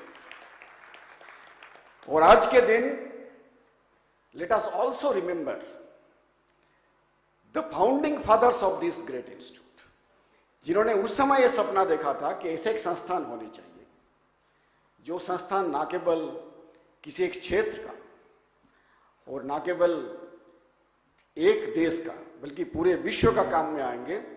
तो I think today we should pay our very respectful homage to each and every one of those who could dream of more than 100 years back and who nurtured this great institute, making it what it is today. So once again, my respectful homage and thanks to all of them. And इस संस्थान के लाभार्थी, आप कुछ लाभार्थी किसानों का बात कर रहे थे, लेकिन इस संस्थान के लाभार्थी कितने होंगे पूरे दुनिया भर में, देश भर में तो छोड़ ही दीजिए, और इस हाल में जो लोग बैठे हुए तो है ही है. All those students who have earned their degrees and now contributing all over the world, उन सभी के ओर से, क्योंकि मैं भी एक छात्र यहाँ रह चुका हूं, उस सभी के ओर से आज के जो निर्देशक महोदय हैं और हमारे जो पूर्वतन निर्देशक महोदय रहे, और आप सबको बहुत बहुत मैं धन्यवाद देता हूं कि आप सबने वैसे छात्र तैयार किए. So on behalf of all the students of this great institute, let me also thank and also acknowledge the contribution of this great institute in the life of each and every one of us. Now today I am going to make a presentation of what our agriculture is going to be. Dr. H.S. Gupta talked about it, but I would like to give more pointed directions to what we are looking forward. और मैं ये सोच रहा था कि भारतीय कृषि में खासकर इंडिपेंडेंस के बाद जितने भी बड़े बड़े निर्णय लिया गया है, वो कहीं ना कहीं इस सभास्थल में, इस सभागृह में उसका आलोचना कभी ना कभी तो जरूर हुआ होगा. वो ग्रीन रिवोल्यूशन का चर्चा भी इसी हाल में हुई होगी, और हो सकता है व्हाइट रिवोल्यूशन या ब्लू रिवोल्यूशन उसका भी चर्चा कहीं ना कहीं यहाँ होगा. तो I thought what ICAR is going to do, or already started doing some of these things, those also should be discussed here in this hall, so that you get the information and then you can discuss, deliberate, and then we all will be able to take an informed decision of what we are going to do in the council and also in the various institutes. So my topic is Indian agriculture in the Amrit Kal. I think Amrit Kal, the phrase probably all of you know. Amrit Kal is what from today to 2047. And the target is by that time, is अगले 23, 24, 25 साल में, India has to become not a developing country, but a developed country. विकासशील देश नहीं, इस भारतवर्ष को एक विकसित देश बनना होगा, और भारतवर्ष जैसे देश अगर विकसित होना है तो कृषि को छोड़ के नहीं हो सकता. यह हम सबको समझना पड़ेगा. कृषि का विकास किए बिना भारत विकसित नहीं हो सकते. तो क्या करना चाहिए, ICAR क्या कर रहा है, क्या सोच रहे हैं, those few points I shall present before you. Friends, all of you know what India has achieved after independence. Only few points. Literacy rate जो 1950 में 18.3% होता था, that is now today more than 77%, around 78%. 60% increase. Life expectancy 37 years then, now 70 years. GDP only $0.4 trillion US then, now 3.2, and we are marching towards to make it 5 trillion US dollar. And then of course all other parameters which you can see. You know, we have achieved all these revolutions, whether it is green, white, blue, yellow, golden, all. And these are the numbers, what it was in 1950-51 and what it is today.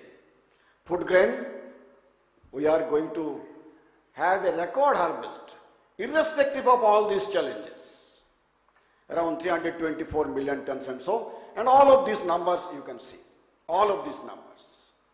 And everything has happened, whether it is 3 times increase or 127 times increase in different commodities, with same net sown area of around 140 million hectares.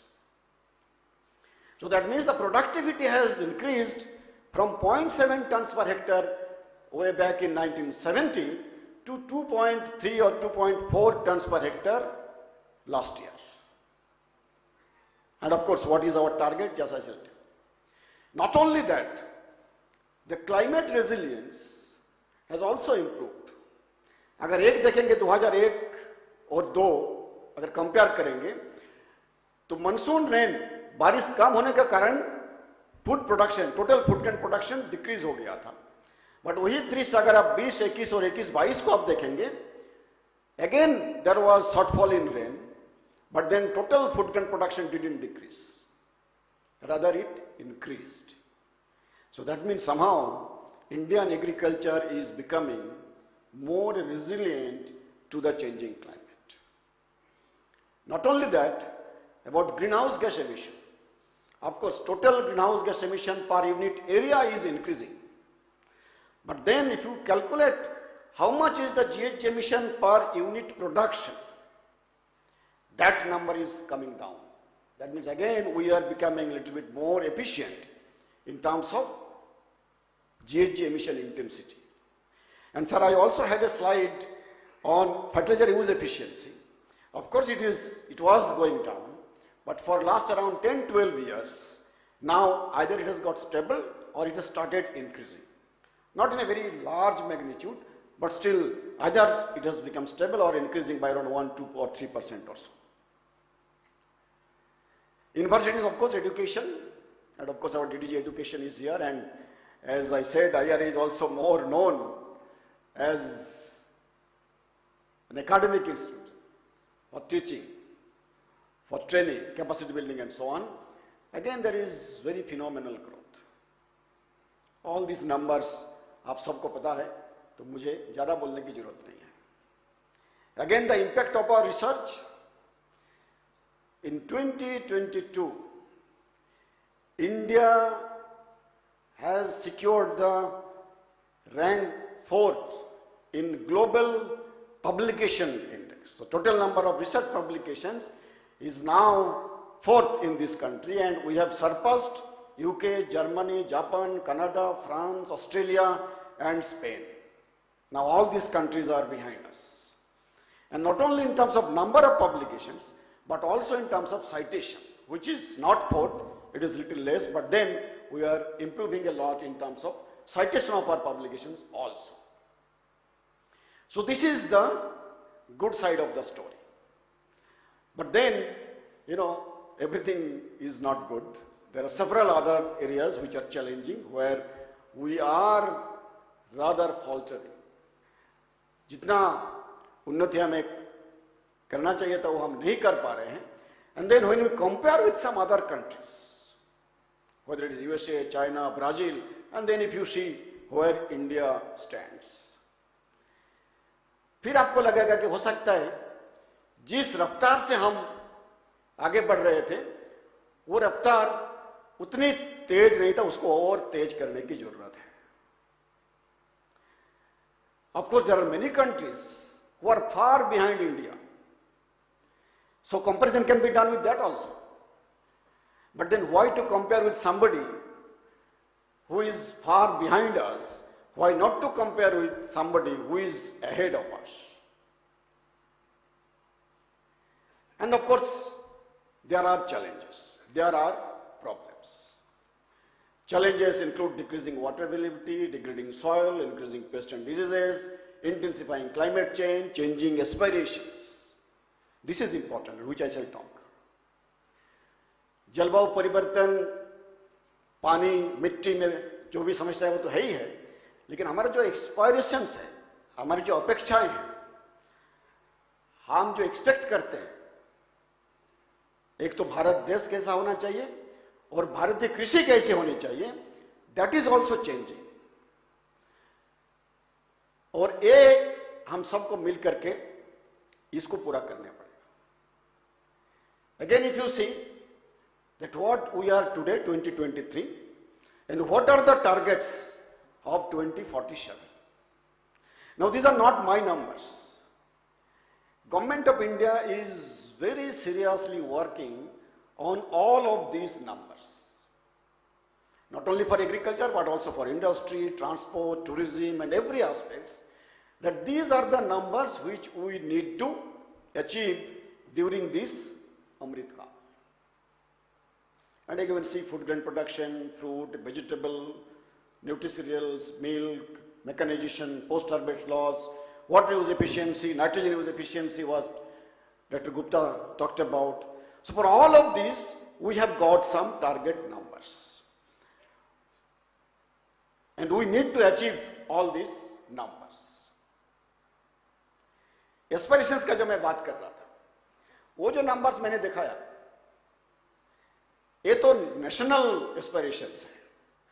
But then, nation is made up of all of us.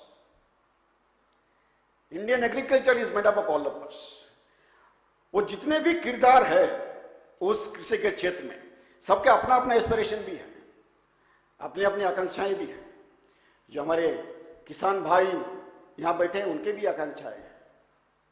High and stable productivity, more income, reduce risk and treasury. इतना risk agriculture में अगर रहता गया तो फिर इस कृषि को आगे बढ़ाना मुश्किल होगा. Healthy soil, water and air, and then of course above all respect and dignity. There could be many more. इसे हो सकता है ये 5 नहीं है, और भी ज्यादा होंगे, लेकिन just in the morning I tried to just make few of those. Similarly जो पॉलिसी मेकर्स है गवर्नमेंट में, जो लोग बैठे हुए हैं, चाहे स्टेट में हो या सेंट्रल में हो, उनके भी अपने अपने एस्पिरेशंस है. They want food and nutrition security, they want less import, more export, they want less subsidy, all of you know, less consumer price, क्योंकि किसान के साथ साथ उनको बाकी कंज्यूमर्स का भी ध्यान रखना पड़ता है. And of course they also want कि जो हमारे यूथ है, not all of them but at least some of them should be retained in agriculture, should go back to agriculture. And again जो agriculture के students हैं, many of those are here, अपना भी aspirations है. More knowledge and skill, assured job, scope for higher learning, scope for entrepreneurship, and of course pride and confidence. And जो scientist है, चाहे IARI में हो या IARI में हो, their aspirations also research opportunities, more and more, good governance, scope for promotion, scope for new knowledge, and of course, job satisfaction. There could be many more actually, but just I tried to keep only 5 in each. But there could be many more. Ab ICAR or IARI for that matter have to satisfy all these aspirations. A gigantic task hai. If you really want to satisfy all of these, then you can imagine what you need to do. But then if you want to do something to achieve all these aspirations, then first you have to understand what is the total ecosystem of Indian agriculture. It is not very easy. हमें लगता होगा कि भारतीय कृषि को हम बड़े अच्छे तरीके से समझते हैं, वो नहीं है. इतना विशाल, इतना वैचित्रमय, इतना diversified, simple but very complex at times. It is really difficult to understand Indian agriculture. Very, very difficult. But if you have to do something, you have to analyze some of those. So we did some kind of SWOT analysis of Indian agriculture. What are the strengths? All of you know. What are the weaknesses? What are the opportunities? And what are the threats? Everything is there. There are opportunities, there are strengths, but there are weaknesses, and there are very big threats at times. Threats of COVID, climate, conflict, and all, sustainability and everything, all are there. With all of these 4 are the major drivers of Indian agriculture. These drivers will drive Indian agriculture in next, say, 15, 20, 25 years. One is, of course, our demography. Consumption pattern, changing a lot. Climate change, and of course, new technology. All these four will make what agriculture will be in tomorrow or say after 10 years. But then we have to keep an eye on these four major indicators. One is, of course, economic indicator, environmental indicator, social indicator, and then, of course, political indicators. And any one of these four, if not in good direction, then there is every possibility of failing the entire ecosystem. All these are very, very important. And then there are few factors, I call them 5 M's. Market, monsoon, mechanization, management, and manpower. An institute like IARI is working in all 5 of those. And of course, IARI is certainly working on those. We wanted to develop a kind of approach, that what kind of farming approach should be there to de-risk Indian agriculture from all these challenges and threats. Not only challenge of climate change, but all other challenges. How to de-risk Indian agriculture. And the approach could be what I say farm building approach. Foresee the risk. Climate change is one. There could be some others also. Adapt the risk, respond to the risk, mitigate the risk, and build capacity to manage the risk. So this is what FARMB, farm building approach, to de-risk Indian agriculture. Now there is a talk very seriously whether Indian agriculture or India should be agriculture driven economy or industry driven economy, or it should be both. And in both the sides there are pros and cons, there are opportunities. But probably not one, not only agriculture driven or industry driven, both have to come together, and that's what we need to do. We have to improve industrialization of agriculture. Whether it is food processing, rural industry, export, habitat rejuvenation, all these natural resource management processes, water, soil, and so on. And then, of course, different aspects of or sectors of agriculture. Agriculture, horticulture, animal husbandry, fisheries, and so on. But 3 areas probably we need to concentrate. One is, of course, resilient agriculture. And again, let me tell you, when you say agriculture, it is not only crop, it also includes livestock, fisheries, and so on. And when I say resilient, it is not only climate resilient, but resilient to other things also, including soil, including water, including air pollution, and so on. Secondary agriculture. Probably we didn't give a lot of emphasis so far, but then we really have to. And then, of course, digital agriculture. So what we aspire for in resilient agriculture is Indian agriculture should be carbon positive, no more carbon negative. And there are good examples. One example Dr. A.K. Singh gave about carbon farming and so on. Water positive, again there are examples. Energy positive, and similarly nitrogen positive, and so on. Secondary agriculture, now it is being discussed in great detail how this can be done. And this is not only the job of only one institute in Asia, though we have got one institute which is exclusively on secondary agriculture, but each and every institute has to work on this particular aspect. And then, of course, digital agriculture. It has already become a part of not only in research institutes, not only in cities or towns, but also in remote villages. Digital agriculture is now, they are everywhere, almost everywhere. And in all of these cases, जो नए technology है, we have to use all these technologies. Without this, development is not possible. Technology के साथ development का पूरे विश्व भर में there is almost 1:1 ratio. Those countries which have adopted the new technologies, only they have developed. The countries which did not or could not adopt the new technologies, they could not develop. That is very plain and simple. So there is no other way than adopting all these technologies, be it AI, big data, robotics, drone, whatever it is. There are many others, just only few are mentioned over here. But at the same time, we also need to learn and adopt some of our traditional as well as conventional practices. As I said, Indian agriculture is not so easy to understand. It is not simple. It is so vast and so diverse. आपको लगता होगा आप सब कुछ जानते हैं, लेकिन जानते नहीं हैं.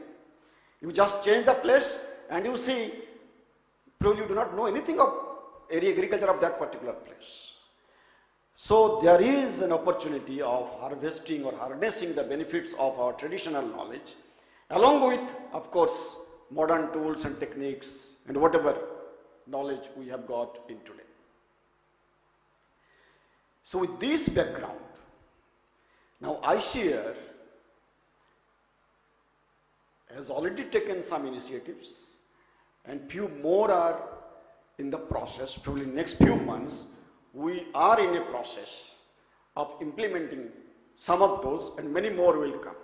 So in maybe next 5 or 10 minutes I would elaborate what we are thinking of. But before that, let us all remind ourselves, and I quote this particular one very often. Number one is doing the same thing repeatedly and expecting different results is the definition of insanity. कहने का मतलब यह है कि हम वही चीज बार बार करते जाएंगे और इस उम्मीद से बैठे रहेंगे कि अब तो नया रिजल्ट आ जाएगा, अब कुछ मैजिक होने वाला है. नहीं होने वाला, क्योंकि ये विज्ञान है, ये साइंस है. जो पहले हुआ था, अगर वही चीज आप कर रहे हैं, दोहरा रहे हैं, तो वही चीज ही निकलेगा. 2 + 2 will be 4 always. Don't expect sometimes it will be 5 or 6. No, it will be 4. And second one is, we cannot solve our problems with the same thinking we used when we created them. So if you are in some kind of problem, in trouble, ये अपनी जिंदगी में भी कभी कभी इस्तेमाल करके देखिएगा. If you are in trouble and if you are trying to solve that problem with your earlier knowledge with which it was created, no, you cannot come out of that problem. अगर उस problem से आपको बाहर आना है तो नया कुछ तरीका अपनाना पड़ेगा. सेम चीज करते करते करते करते फिर वही आप रह जाएंगे, आगे कुछ नहीं हो सकता. So these are something which probably, and there are many more of course. So what ICAR is going to do? All of you know what ICAR is. मैं कुछ दिन पहले एक यूनिवर्सिटी गया था एंड वहां के स्टूडेंट्स एक बड़ा अच्छा सा कोट लिख के रखे थे. They were, I think, students of class 8 or 9. लिखा हुआ था, भारतीय कृषि के आधार ICAR.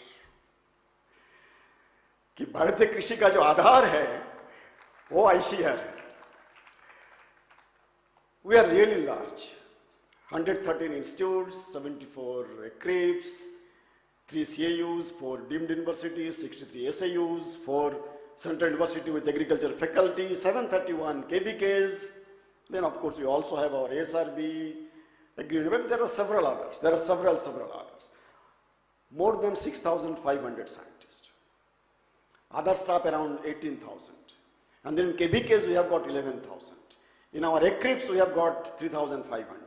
So you can see by numbers, we are really, really big, really, really large. Largest in the world. Contributions I mentioned before you. So it was working since 1929. Of course it has been reorganized several times. I shall not go into details. But now there is a need of again some new initiatives or reorientation, whatever name you give. Why do we need these initiatives or reorientation? Because we have to achieve national as well as global aspirations I talked about. Today's requirements are different than when ICAR started its journey and when those reorganizations took place. Today's SAUs, private sectors are much more stronger and vibrant, जो हो सकता है इससे 20-25 साल पहले नहीं रहे होंगे. आज के प्राइवेट कंपनीज जो हैं, आज के SAUs जो हैं, they are much stronger. जो 20-25 साल पहले आप सोच भी नहीं सकते थे. And of course, agriculture is facing multiple challenges, frequent and fiercer challenges. जो हो सकता उस समय नहीं था. Today they are much more fiercer, stronger. And of course, priority changing, sources changing, budget and all kinds of things, all are changing. So with these, our goals are nature-friendly agriculture, very important, sustainability and all, market-friendly agriculture, technology-friendly agriculture, gender-friendly agriculture, society-friendly agriculture. So agriculture has to be friendly to all of this, not only technology-friendly or market-friendly. And these are the guiding principles. Governance must be improved. Collaboration must be strengthened. Empowerment must be in place. Infrastructure should be developed. Technology, I mentioned. Ease of living or ease of doing business or whatever term you use, those must be better than what it used to be. And of course, sustainable ecosystem must be there for growth and progress of agriculture. So few areas which we identified that we will be doing like this. One is outcome-oriented, project-based, delivery-focused research. Not only for IARI, but all other institutes of ICAR. Crop system to food system kind of approach, farm to fork to farm, the phrase which I have borrowed from Dr. R.B. Singh Saab. Yield maximization to income maximization. Income is important. Climate sensitive to climate resilient agriculture. Restricted to expanded education. ICAR has been doing education, but in a restricted way so far. It needs to be expanded. Discovery to delivery focused products, and of course public funding to public-private funding. We should not be depending only on public funding, but also from private. So let us work together. And there our thrust actions include, which I say one ICAR. We have already initiated and started implementing it. Meaning is all the institutes, wherever they are located, whether they are in Chennai or New Delhi, any scientist working any of these institutes, they should be able to work and avail the facilities of other institute as if he or she is the staff of that institute. There should not be so much complexity of all these file movements and so on. One scientist, one product doesn't mean that every scientist has to come out with another mobile phone every year, but then product could be anything, could be model, could be concept, could be anything, or a group of people can do, but then your work should be oriented towards producing a target. And of course our technical, at least one skill in which they must be equipped with, collaborating ICAR with all other sectors, public, private, international, and of course global ICAR, not only limited to our country but also going abroad, particularly Africa, South-South collaboration and so on. And as I said, we have started implementing some of these initiatives. One is of course prioritizing our research targets, as I said, project-based budgeting. So from this year onwards, we are asking all our institutes to please go for project-based budgeting, make wider consultations, whether it is QRT, RAC, IRC and so on, compile, discuss and then prioritize your targets and allocate the resources, whether money or other facilities, first to those targets which your institute or your division has identified. And then the second and third tertiary things will come. Expanding education, all of you know. As of now, we have got these 4 deemed universities and of course 3 central agriculture universities. What we want, that let us use which we call a sun, planet, satellite model of education. Just one example, so IARI, sun, always been a sun. And then it will be having several hubs, say Hyderabad hub, Karnal hub, Chennai hub, Bangalore hub. And in every hub there will be one nodal institute, and there are several other institutes which will be the satellites of that particular planet. So if IARI sun hub is a planet, maybe Jupiter or Saturn or whatever you can call it, and then there are satellites, maybe 4 or 5, depending upon the number of institutes which are located in that particular area. And you know, as of now, IARI has already started, and from this season onwards, we are going to admit students in 15 of these hubs. Besides this, from the governing side, we are going to join, which we call as Common University Entrance Test, CUET, so that our exams will be in time, not waiting for 6 months, 7 months or so on, along with medical as well as engineering. So this is what already implemented. So from this year, in the month of June or so, we are going to have the examination.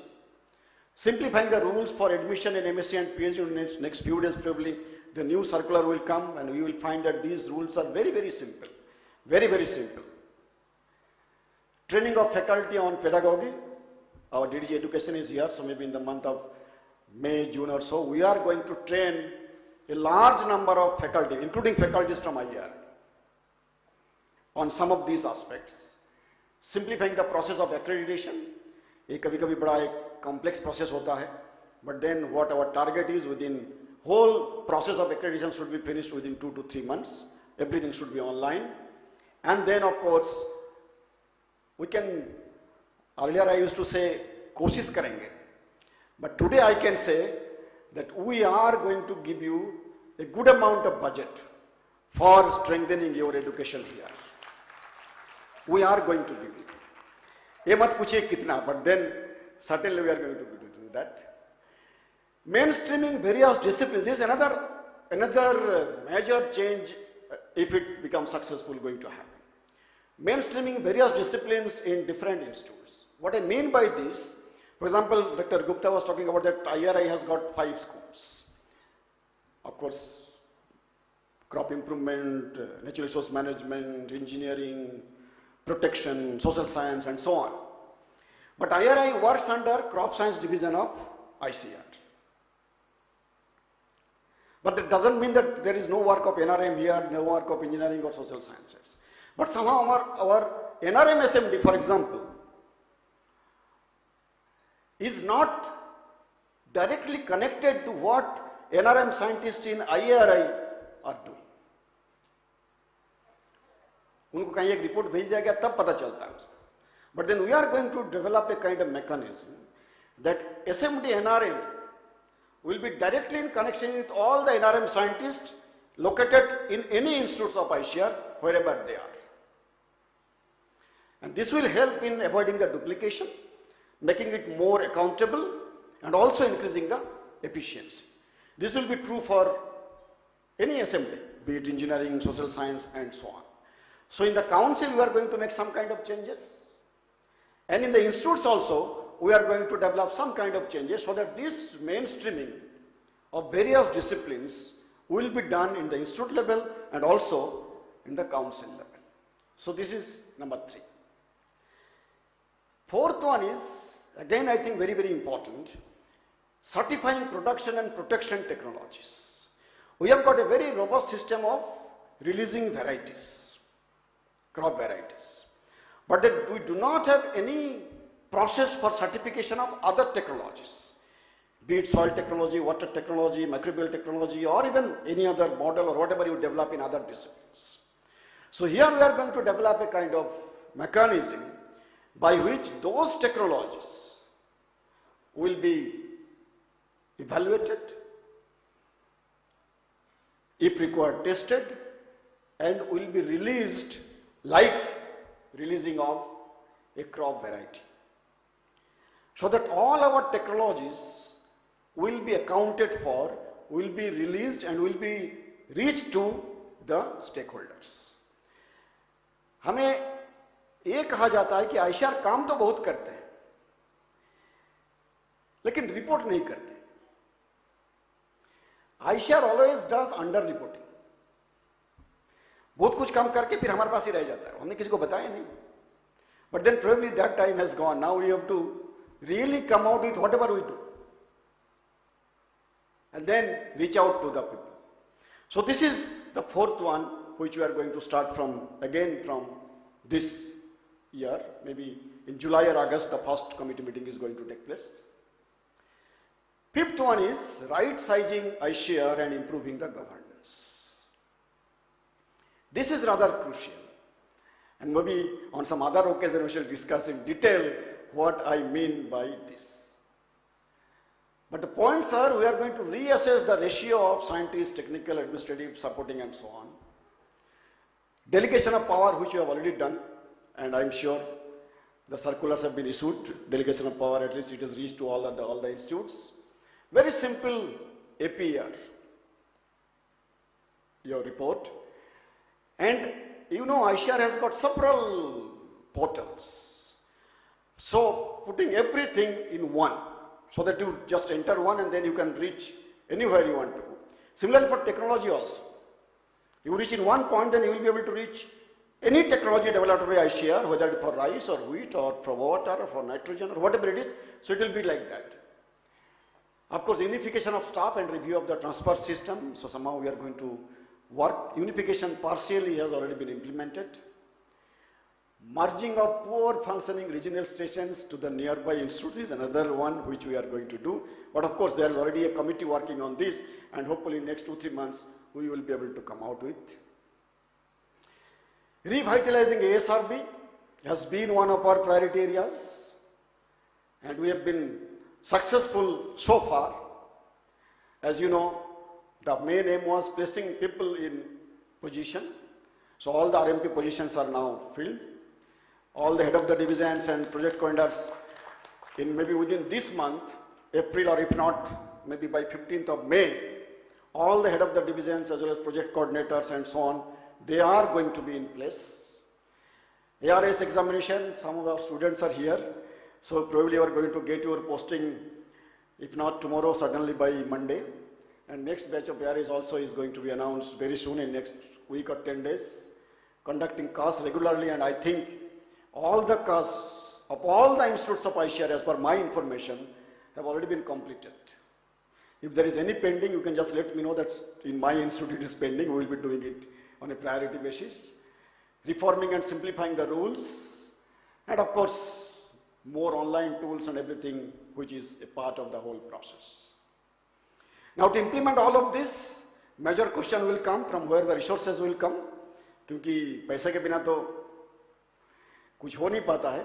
Now let me share with you some of the good developments. Of course, budget of ICAR was going down, घट रहा था. But then in this year, in the B, we have got around 17 to 80% increase in B in our budget allocation. So around 17% increase. We are also going to have a corpus fund of 1,500 crores.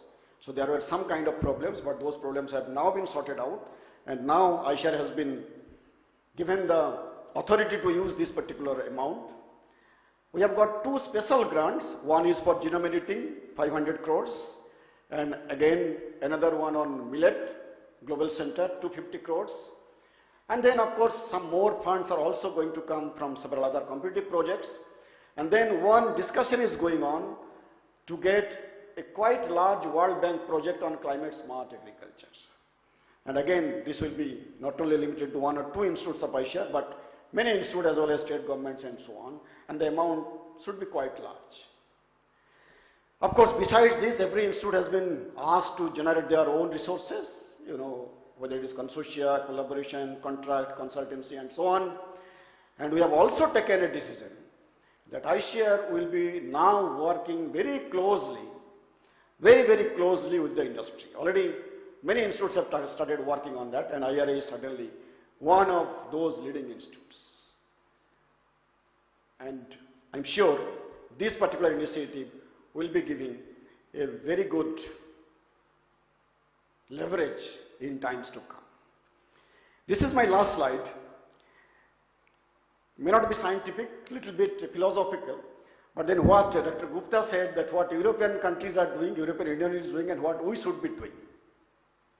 You know, all these developed countries, be it Europe, Australia, or USA, Canada, around 50, 60 years back, their economy was like our economy. Mostly. May not be same, but then more or less.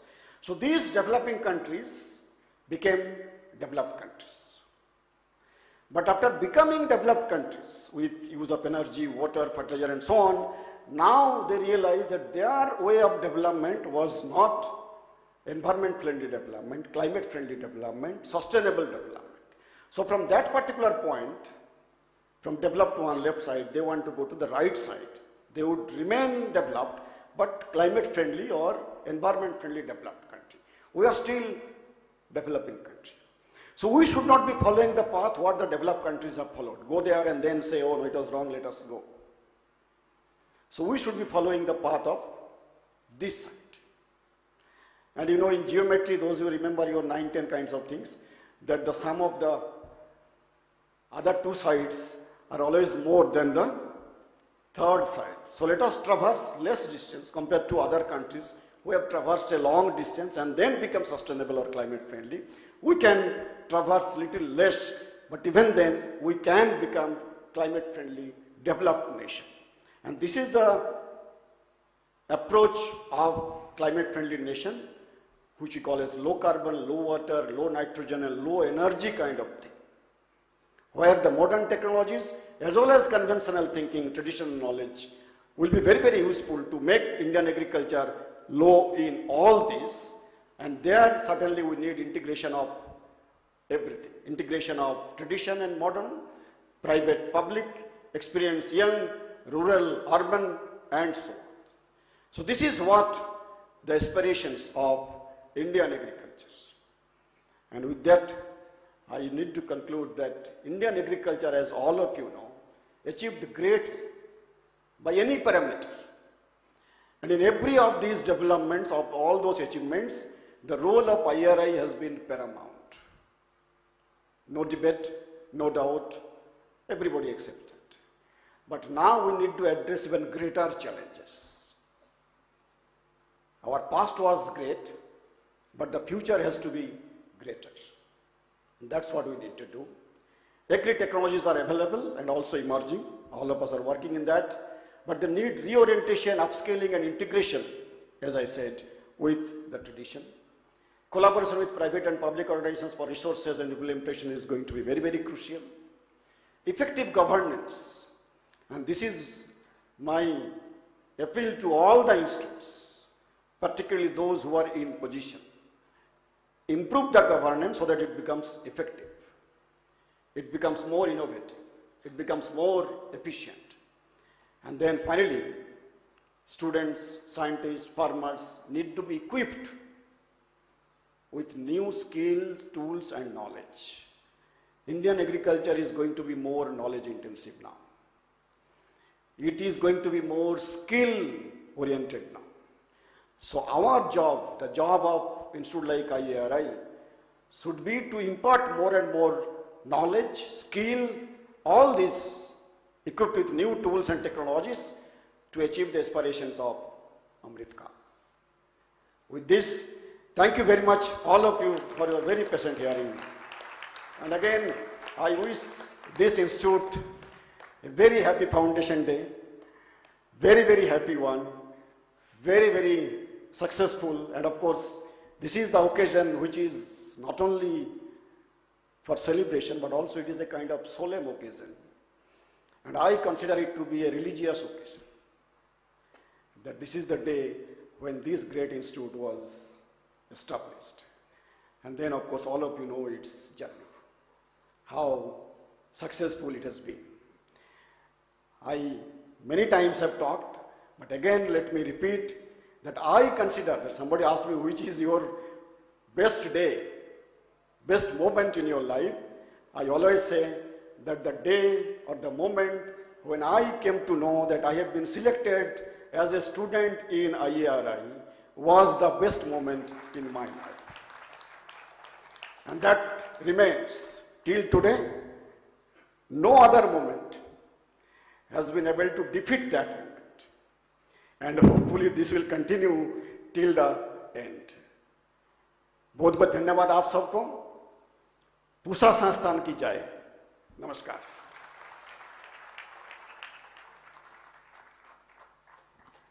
Thank you very much, sir, for that scintillating talk. Now I request Dr. R.B. Singh, sir, Honorable Chair, for his kind remarks. Sir, please.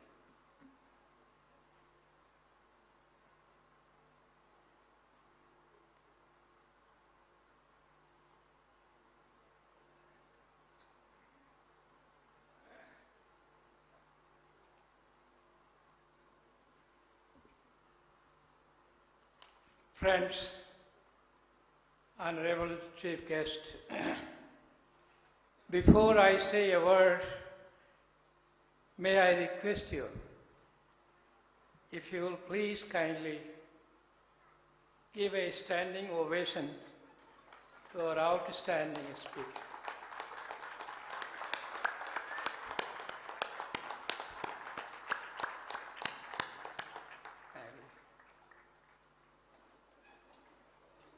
Professor Pathak, as a matter of fact, your presentation, your lecture, your communication has been an outstanding inspiration for meeting our aspirations. As a matter of fact, you are so right that the day you got admitted to IARI, that was your happiest day. As a matter of fact, we are supposed to mention some of our eminences at this juncture. Let me share my eminence analogous to your eminence.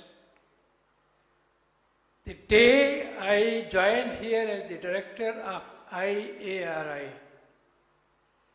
leaving my very high continuing permanent position in the United Nations in Rome, resigning that post to join IARI as the director of IARI was my happiest day.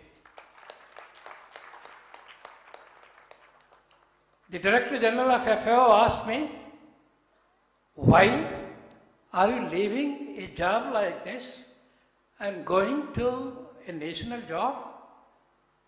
I told him, sir, I know what IARI is. Indian Agricultural Research Institute is not just an institute of India for agriculture. IARI is an institute to serve the humanity as a whole. And United Nations has always taught me that we are here to serve the humanity. I can't find a better opportunity than to serve the humanity as a whole through agriculture, to leave a FAO job and join. And then, you know, the greatness of the Director General, he granted me, said, okay, I go out of way, I make new rules in FAO, I grant you 2 years leave. He granted me 2 years leave and said, go and try, and if you get tired of the Indian sun, you come back. Your position will be still safe, you can come back and join. Coming here, I worked for 1 year, and then I told the Director General that, sir, if you are visiting India, come and visit IARI. Jack Teef was the Director General, he came and visited IARI. And after he went back after visiting IARI, half a day, I wrote back to him, sir, now you must have known why did I leave your job, United Nations job. Then he said, yes, I agree. And then I permanently resigned from FAO. He accepted my resignation, and only then he allowed me to stay on this position. My dear friends, they are onward, never. Every time he could find a time to visit South Asia, the Director General will make it a point to come to IARI, and he will visit what is happening, and he will take many lessons and go to FAO, internalize those lessons in the FAO functioning and working, and let the agricultural education institutions be oriented towards the way IARI has been. And Dr. Pathak, that was the dream, that was the personal satisfaction that I am mentioning to you. Of course, we all know, I cannot summarize all those things which have been said, just a few points to keep you reminded and remaining intact in that process of thinking that IARI, fields next door to us, sitting all in the middle of it, is the home of Green Revolution. It changed the world, as a matter of fact, Had India not been able to be blessed with green revolution through IARI, world would have been different, India would have been different. Therefore, the transforming India through the veritable kinds of changes that took place from sit to mouth to the food bill situation, Sustainable Development Goals meeting today, really जिसको आप कह रहे थे फल का वृक्ष अगर मीठा हो तो फिर हमें उस वृक्ष को लगाने में कितनी खुशी होती है। अब इससे ज़्यादा अत्यंत खुशी क्या हो सकती है कि IARI की वजह से हमें वो शक्ति मिली जिससे कि हमारा देश अपने आप सेल्फ सफिशिएंट ही नहीं हुआ, आज वर्ल्ड में one of the major exporters of major commodities and the second largest agrarian economy in the world today is India.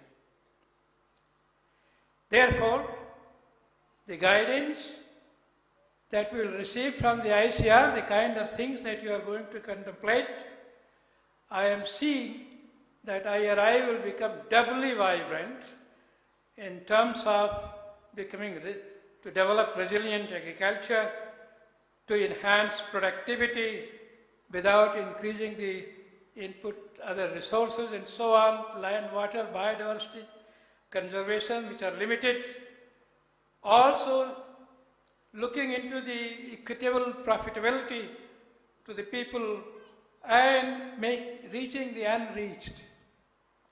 And this is, if this is the pledge of IRI, I think your blessings will come true. No institution, I was just looking at the contribution of IRI in terms of enhanced production, in terms of developing a series of varieties in rice, wheat, mustard, anything, you name it, and so on and so forth. I don't want to repeat the values of the contribution of the variety like SD2967 or 1509 and the 1121 Pusa Basmati and so on and so forth. All those details are known to you. All I want to tell you, I was comparing the data from other countries, Dr. Gupta, developed or undeveloped countries. In the contribution of IARI as a single institute of a country of this size is the largest in the world. A single institute serving to the humanities so beautifully in such a measure, it does not exist anywhere in the world, whether developed or developed. So my dear friends, you are blessed. You are serving an institute which is the best and unique and of its own kind, which no other country can possess. And therefore, I don't myself feel surprised when Bill Gates came here. As you know, one commonality, let me remember, if you know the history, you all know the history of IRI, the Phipps lab established in Pusa, Bihar, and Phipps was one of the anthropologists, one of the millionaire, whatever you call it, from America, USA, not from UK, not from Britain. At that time we were under British rules. And that American Phipps who came with the kind of money and he gave the grant there and the money he left behind for developing IRI is the anthropologist like Phipps. Today, if Bill Gates is visiting IARI, he is going to the rice fields and the wheat fields and seeing the ST3385, the variety of wheat which will beat heat, drought, because of the different kind of, as you know, the genetic system it possesses. Bill Gates said he will be happy to collaborate with IARI in developing new technologies, new varieties and new systems so that the whole world which is suffering today because of these volatilities would be saved. So, mind you, at that time when IARI was established, an American anthropologist came with those times in pounds or dollars and whatever you call it, a huge amount unthought of. Today, Mr. Director and Director General Sir, under your guidance and your leadership, the kind of outstanding colleagues of IARI, friends, the beautiful work that you are doing has attracted an American anthropologist. Establishment of IARI was by an American anthropologist. Today, Bill Gates, an American anthropologist, is keen to help. And do you know, you are mentioning many of the CGIAR institutions which are located here. Do they ever examine what is their contribution and how are they making use of the money that India is providing to many of the CGIAR institutions? No, because they are today having no desired leadership. Today they do not have the right money. A lot of them depend on Bill Gates. As a matter of fact, Bill Gates is supporting a large number of CGIAR projects and programs in the world.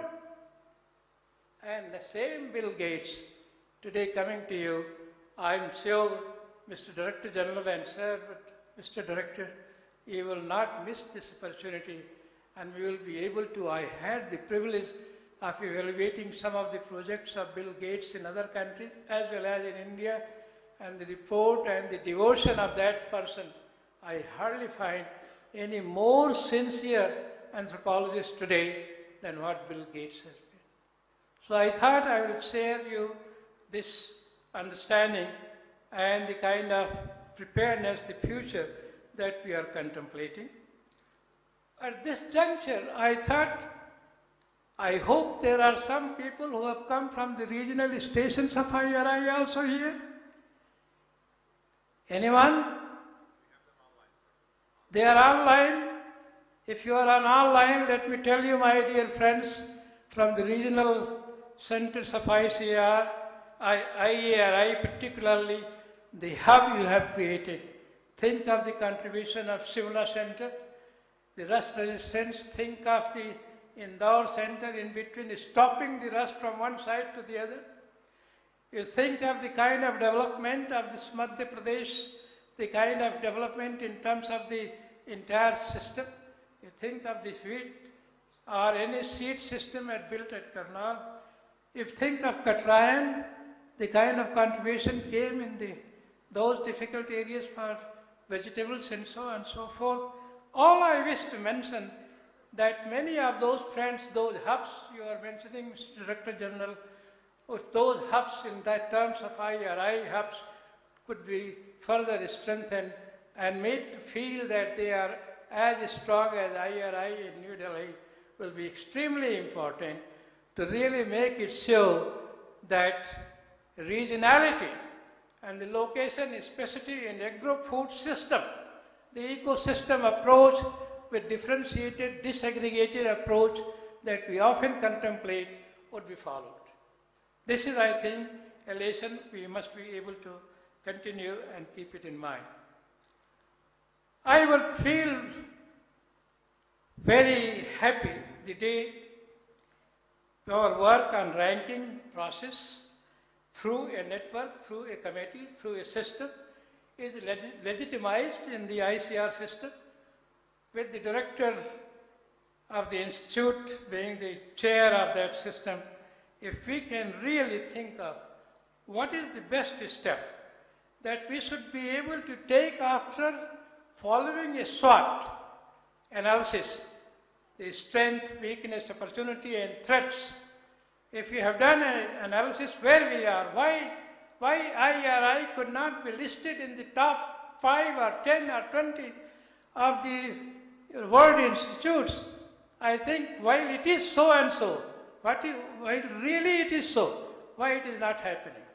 I think we should work on this, because the communication science today is so very strong that I will urge very strongly that we go in for that, and the pathway in your last slide, from developing to developed, from developed to right move, and your diagonal move from the developing to the right corner is important.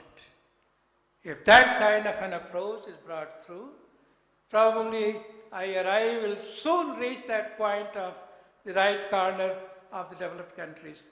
And you can imagine that is the first and foremost requirement I will feel, whether it is the carbon process or it is the precision agriculture, digital farming, and based on the impact, use efficiency, farmers' income, the aspirations and the targets which will be able to establish for youth and women, the various programs.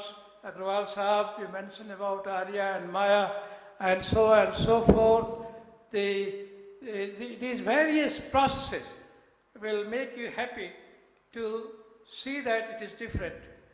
I have some personal remnants of one, permit me to one remnants again, of a person no lesser than, I mentioned, a person who was so friendly to IARI, who never missed an opportunity to visit IARI wheat fields, whose guidance actually even till today, if we talk of SD 2967, the kind of rust resistance that it possesses because of minor genes accumulation, pyramiding of minor genes accumulation in that, and the new developments follow as a mega variety which occupies 10 million hectares and so on and so forth. Today is the word of Nobel laureate Norman E. Borlaug.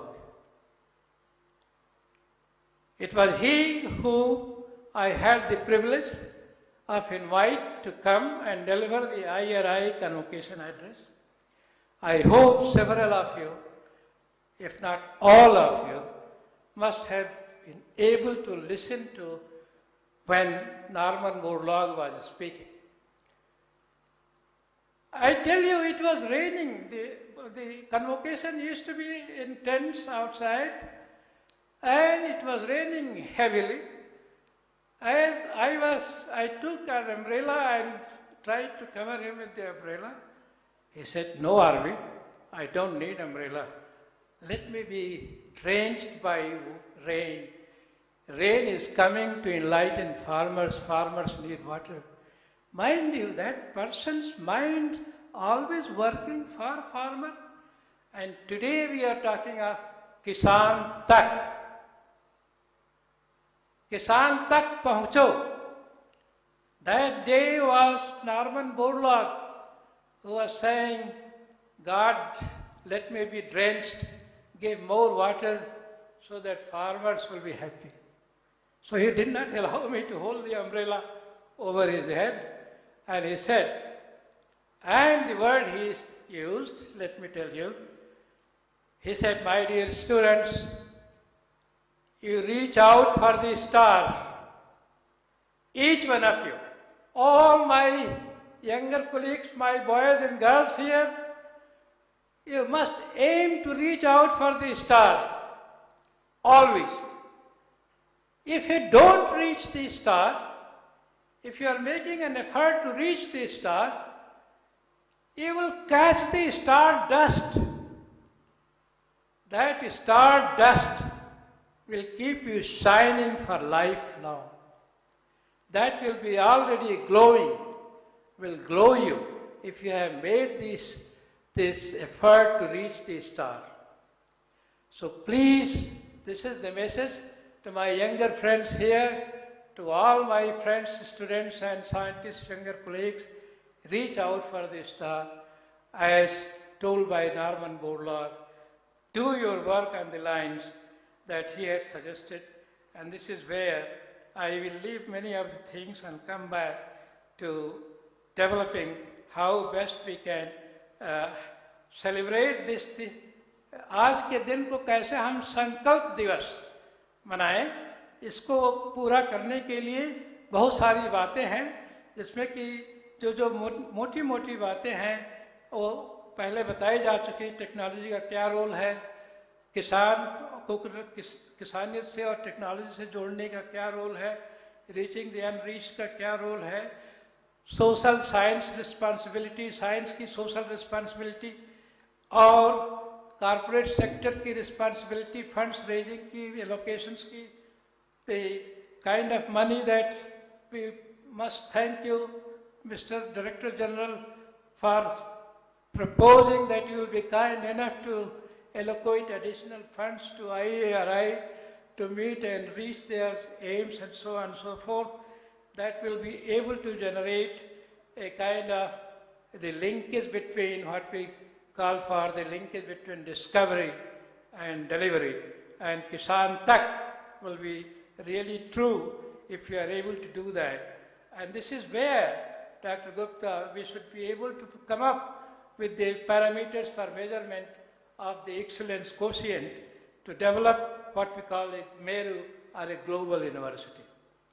And in that process, if we do that, then Pusa Kisan Tak will be a slogan that we should be able to adopt and develop the pathways which will help us in utilizing every penny, every dollar, every rupee, every paisa in the most diligent manner, so that hold responsibility for managing after measuring. If the target is known, if you know this money has been given to you, if you know you have to achieve this much, you have to reduce the carbon emission by so and so on date, you have to increase the productivity by so and so date, so much.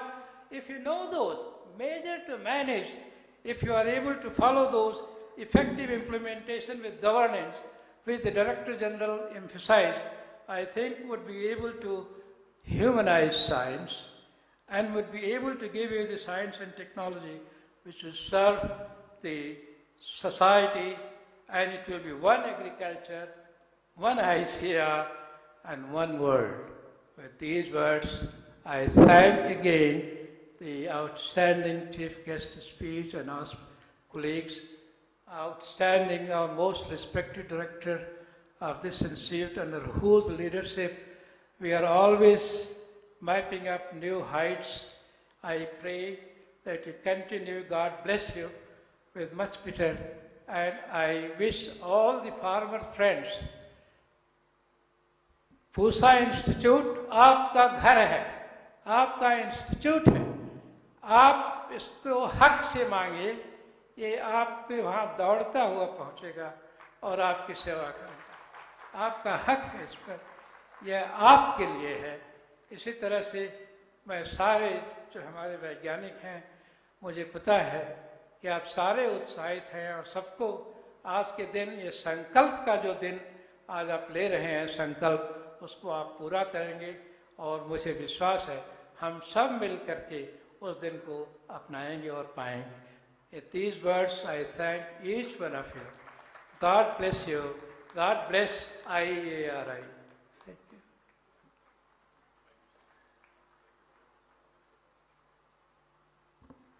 Thank you, sir, for your kind remarks. Now we have some important publications to be released today. I request all the dignitaries on the dais to kindly release them.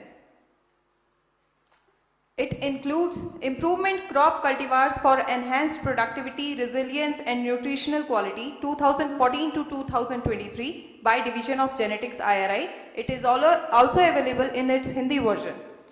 Second one is Keetnashak Ek Parichay by Division of Agriculture Chemicals. Sustainable Nutrient Management Practices by Division of Soil Science and Agriculture Chemistry. Lessons learned from 50 years of long-term fertilizer experiment by Division of Soil Science and Agriculture Chemistry, IRI. Pusa Jivanu Utpad, also available in its English version. Pusa Microbial Products by Division of Microbiology, IRI. And Mushroom Farming, Research and Development by Division of Nematology, IRI. These books are now dedicated to our nation by our chief guests and dignitaries on the dais.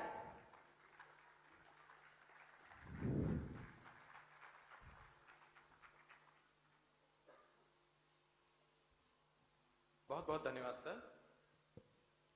मित्रों, स्थापना दिवस के उपलक्ष्य में 27 से लेकर 29 मार्च 2023 तक school तथा हमारे पोस्ट ग्रेजुएट विद्यार्थियों के लिए कई कंपटीशन कराए गए। मैं मंच पर आमंत्रित करता हूं इन कार्यक्रमों के समन्वयक डॉक्टर सी भारद्वाज जी को कि संक्षेप में वो इन कार्यक्रमों कॉम्पिटिशन्स के बारे में हमारे पब्लिक को जानकारी साझा करें। Namaskar sir, honorable dignitaries on and off the dais, my young children friends whose hearts are trepidating with the expectation of the award. I would like to submit that we had from about 35 schools, 350 odd students, and it was a cultural bonanza. Apart from 180 PG school students who have participated in various events, we had 3 categories of events. It was quiz, speech, and painting, and of course cartooning. We have one non-competitive but participatory event scheduled for today evening in the Cultural Fest. The quiz basically comprised of the topics that covered the general agriculture, general sciences, the current general knowledge. The categories basically involved those students from 6th to 8th, 9th to 12th, and the PG school students. The speech for the junior category basically evolved around nutrition and environmental security through millets, while for senior students it was a role of agriculture in self-reliant India. PG school students, I do appreciate that they had come out with excellent talk on IARI in 2050, my vision. It was very scintillating. The painting competition for the junior again evolved around environment protection through traditional agriculture, while for senior student it was millets for general health, and while for the PGSSU it was basically Sri Anna. The dean and their office actually conducted an essay competition which has been taken part as an invitation of this, where we had more than 120 entries, and the topic of this essay was 10 to STEAM, Sustainably Remunerative Agriculture in Focus, which was conducted on 28 February on occasion of National Science Day. I invite Karuna Madam to kindly read out the names and request the guests to kindly come on forefront to give the gifts. Thank you, sir. हम अपने सारे कार्यक्रमों के जो शुरुआत है हम उसी सीरीज में बुलाएंगे। पहले क्विज के बच्चे और जूनियर सेक्शन से हम शुरू करेंगे। तो क्विज में पहला जो अवार्ड जाता है अथर्व लांबा, मानव स्थली पब्लिक स्कूल। तालियां बजती रहनी चाहिए, बच्चों का उत्साहवर्धन करते रहिए। अपर्णा सिंह, मानव स्थली पब्लिक स्कूल द्वितीय।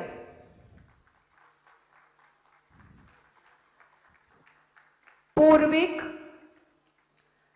तृतीय स्थान पर है, रामजस पब्लिक स्कूल।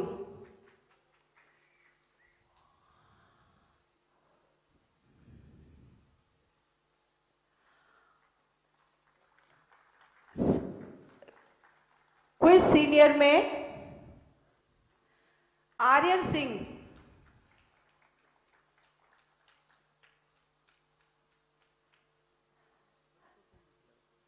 थर्ड को पूर्विक को बोला है मैंने सर।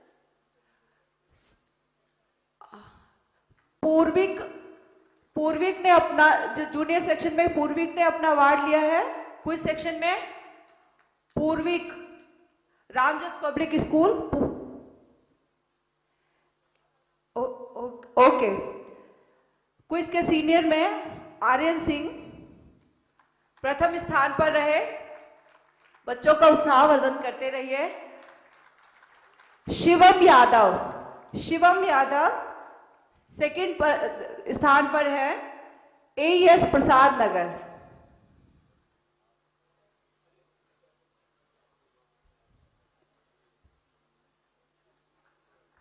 कार्तिक मिश्रा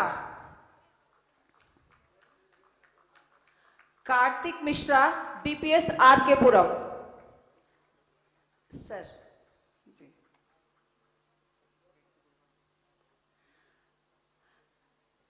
हमारे इस क्विज के उसमें हमने बहुत सारे सेक्शंस रखे थे, जिसमें स्पोर्ट्स भी था, कृषि भी था, और क्विज के हमारे जो पीजी के लिए जो क्विज हमने उसमें कार्तिक मिश्रा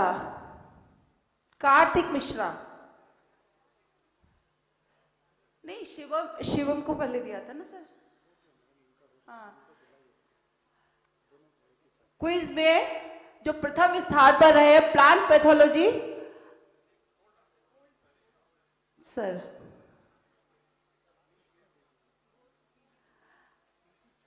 पीजी का सर कह रहे हैं बुक करके बोलिए, क्योंकि अब फोटो नहीं हो पाती है।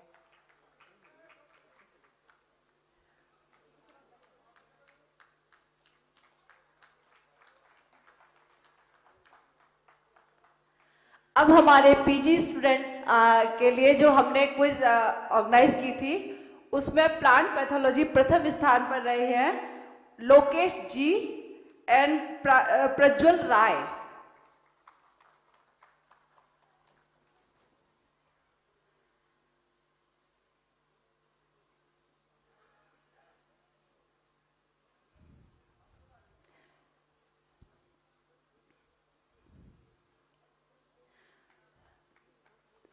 द्वितीय स्थान पर हैं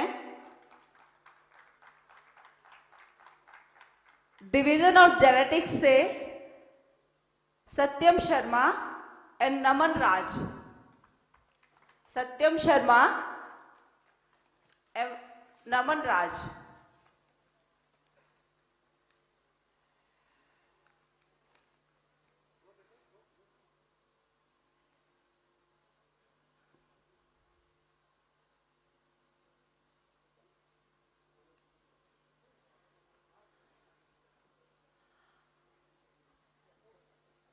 हमारी दूसरी प्रतियोगिता जो थी वो भाषण थी, और भाषण में ये नियम रखा गया था कि देखकर नहीं बोलेंगे। तो हम शुरू करते हैं फिर से जूनियर ग्रुप से। जीवांशी गुलाटी, हमारा छोटा पैकेट बड़ा धमाका। रागी की किस्मत रागी हुई अभागी क्यों, चावल की किस्मत जागी क्यों, जो ज्वार जमी जनमानस में गेहूं के डर से भागी क्यों। ये लाइनें थी इस बच्ची के स्पीच की, जिसने उस दिन स्टेज को हिला के रख दिया। आइए बेटा, अगर आपको याद है तो आइए। यह रागी हुई अभागी क्यों, यह रागी हुई अभागी क्यों, चावल की किस्मत जागी क्यों, जो ज्वार जमी जनमानस में गेहूं से तड़के भागी क्यों। हम इस बात से तो भली भांति वाकिफ है कि श्री अन्न मानव द्वारा उगाए जाने वाली शुरुआती फसलों में से एक है। यह ऐतिहासिक रूप से पोषण का भी एक महत्वपूर्ण साधन है। फाइबर में उच्च विटामिन और प्रोटीन से भरा हुआ। माननीय हमारे भारत के यजुर्वेद ग्रंथों में श्री अन्न का उल्लेख किया गया है। लगभग 50 साल पहले मोटे तौर पर बाजरे की खेती की जाती थी, लेकिन पश्चिमी विकास मॉडल के कारण भारत अपने पिछले तौर तरीके भूल गया है।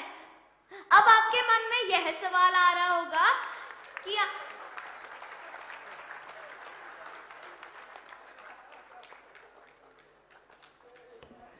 Thank you Jeevanshi. देखा हमारे छोटे पैकेट बड़े धमाके का, छोटे पैकेट का बड़ा धमाका आपने। दूसरे स्थान पर रहे हैं आन्या अग्रवाल, डीपीएस आर के पुरम।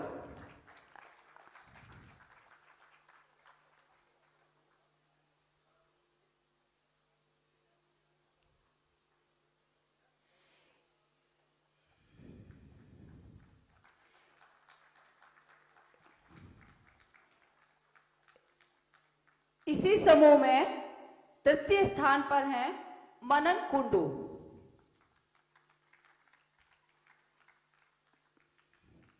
तालियों की आवाज, हॉल तो भरा हुआ है तो कुछ कम है।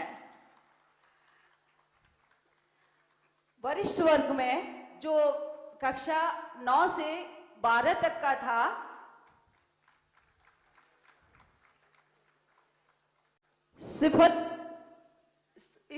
इसी ग्रुप में आदित्य जैन, जिनको प्रोत्साहन पुरस्कार दिया गया है, प्रोत्साहन पुरस्कार दिया गया है Aditya Jain, Ramjas public school, Ramjas public school Aditya Jain.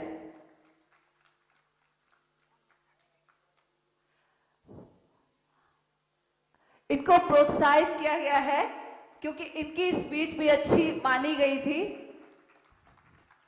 और इसी समूह में दूसरा एक और प्रोत्साहन पुरस्कार दिया गया यशवीर, ये भी रामजस स्कूल से हैं।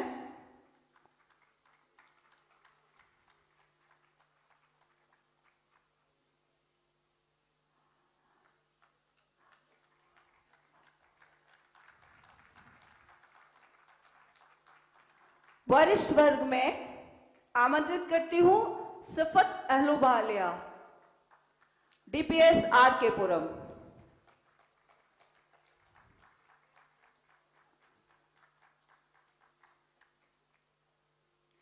डीपीएस आर के पुरम ने क्लीन स्वीप करते हुए पहले तीनों स्थान डीपीएस आर के पुरम ने लिए हैं और इस प्रतियोगिता में हमारे पास 77 स्पीकर्स थे। अनिका गोयल द्वितीय स्थान पर, तन्वी अग्रवाल, तन्वी अग्रवाल, ओके।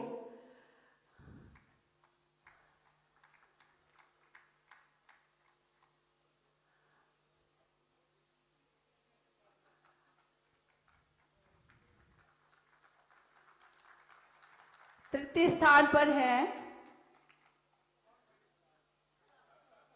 अनिका गोयल,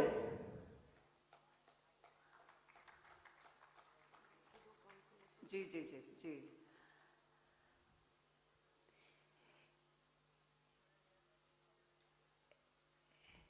इन तीनों के अतिरिक्त 2 अन्य लोगों को प्रोत्साहित किया गया है और उन्हें प्रमाण पत्र देके प्रोत्साहित किया जाता है।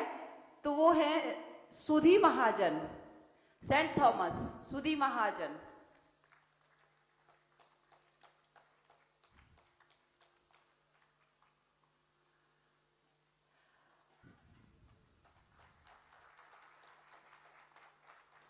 Vanshika Gulati, Ramjas public school.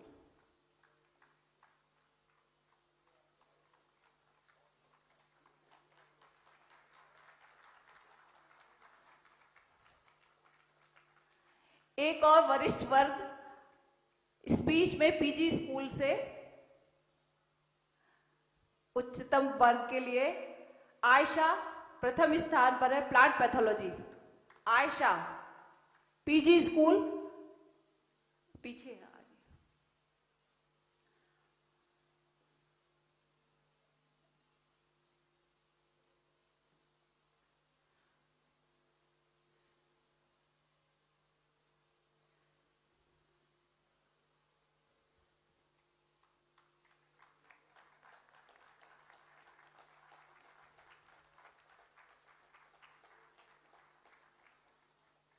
शताक्षी द्वितीय स्थान पर हैं, fruit science and horticulture post harvest technology. Shatakshi,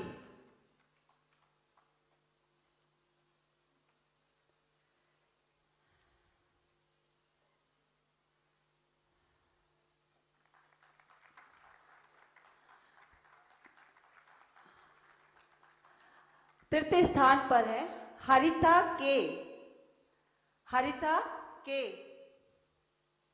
agriculture economics. अगर हरिता नहीं है सभागार में, अगर उनके डिवीजन से कोई है तो आके रिसीव कर ले। हरिता के।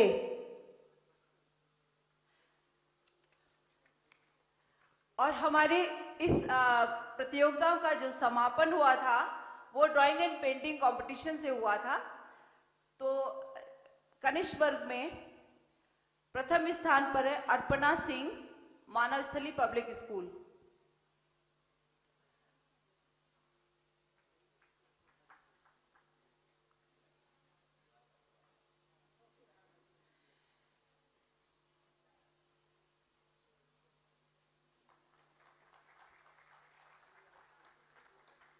Aparna Singh Manavsthali public school. द्वितीय स्थान पर है आदित्य कुमार। आदित्य कुमार।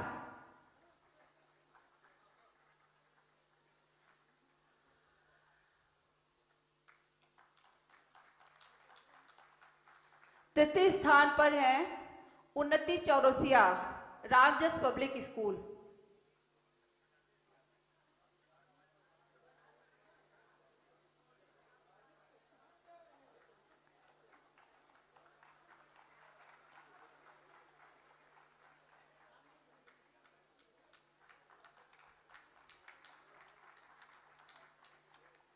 उन्नति चौरसिया रामजस पब्लिक स्कूल।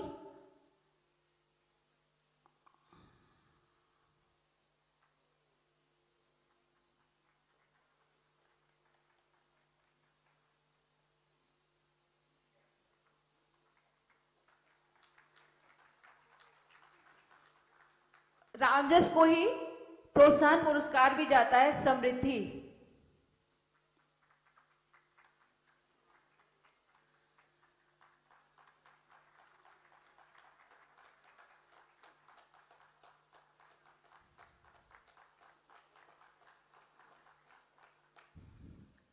वरिष्ठ वर्ग में श्रेष्ठा रंजन बाल भारती पब्लिक स्कूल।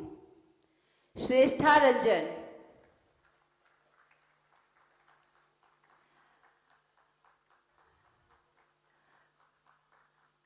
द्वितीय स्थान पर है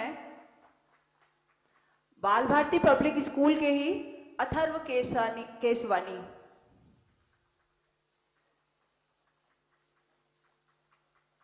अथर्व केशवानी हमारे विगत वर्षों के भी विजेता रहे हैं, लेकिन इस बार ये द्वितीय स्थान पर है। गत वर्ष ये प्रथम स्थान पर थे। तृतीय स्थान पर है नीतीश AES प्रसाद नगर।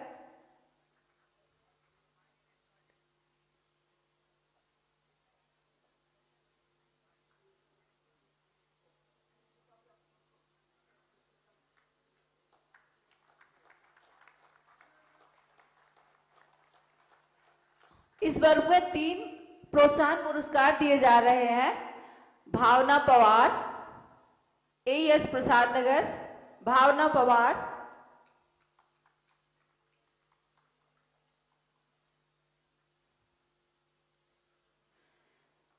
सीरत Saini DPS RK Puram.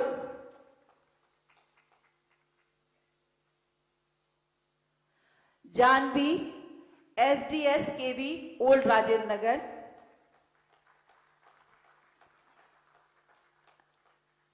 Janvi SDS KB old Rajendra Nagar नहीं है। वरिष्ठतम वर्ग में PG स्कूल के D लव कुमार प्रथम स्थान पर रहे हैं। D Luv Kumar floriculture and landscaping division से।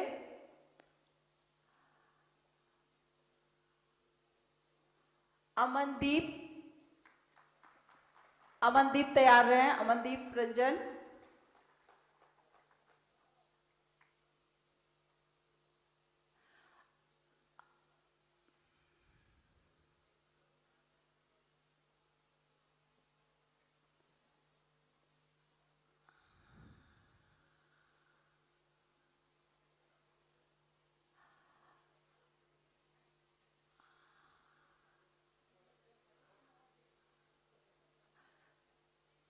अमनदीप रंजन एग्रीकल्चर एक्सटेंशन से हैं।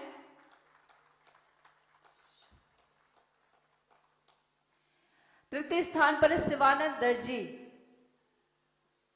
शिवानंद दर्जी एनवायरमेंटल साइंस।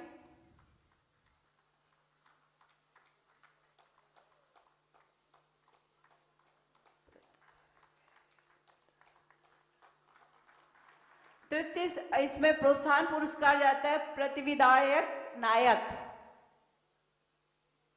प्रथा विधायक नायक प्रोत्साहन पुरस्कार के लिए एग्रीकल्चर फिजिक्स से हैं। Thank you very much. और पुणे वागडोर डॉक्टर गिरिजेश को सौंपते हुए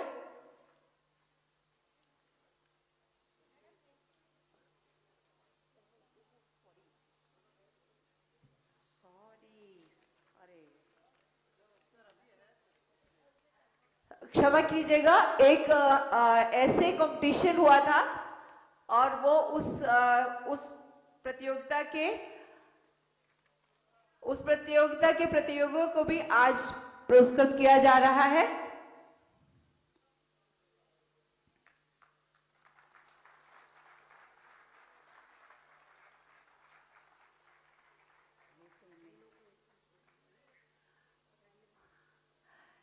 आप ऐसे के जो पार्टिसिपेंट्स हैं वो तैयार हैं। नेहा वी नायर, किशन भाकर, कृष्णकांत, अनुराग घोष, देवानंद। आप लोग कहीं पीछे बैठे हैं तो आ जाएं। Neha V Nair, Kishan Bhakar, Krishnakant, Anurag Ghosh, Devanand. Basically, they are also from IARI, Assam and Jharkhand, so they are not here. Okay. Essay writing PG faculty and faculty. BT Ganesh,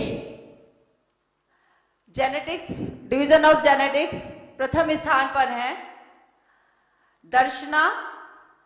दर्शना ब्रह्मा द्वितीय स्थान पर हैं। दीपांता गोस्वामी तृतीय स्थान पर हैं। याशीन जैस्मा के और गुलशन कुमार सभागार में अगर मौजूद है तो कृपया आ जाएं। इसके साथ ही ये प्राइज डिस्ट्रीब्यूशन अंक समाप्त होता है और गिरिजेश मेहरा को thank you sir. Sir, one small request. For the last 7-8 years when the Foundation Day has been celebrating, Madam Karuna Dikshit has been taking a lot of interest, going individually to schools and doing this. She is retiring within 2-3 months. I request the Honorable Chief Guest to kindly present her with a moment. Madam Karuna Dikshit. Vidlam.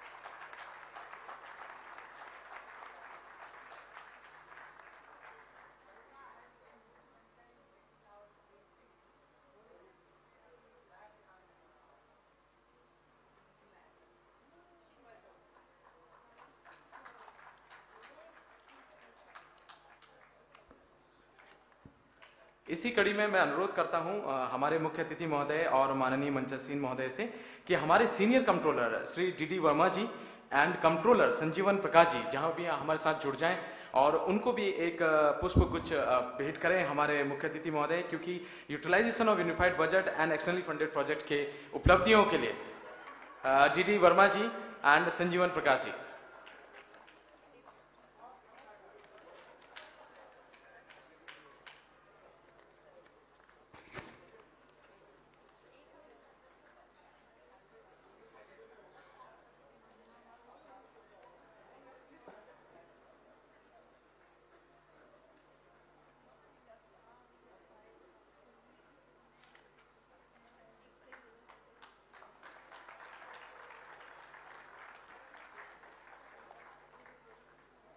बहुत बहुत धन्यवाद sir.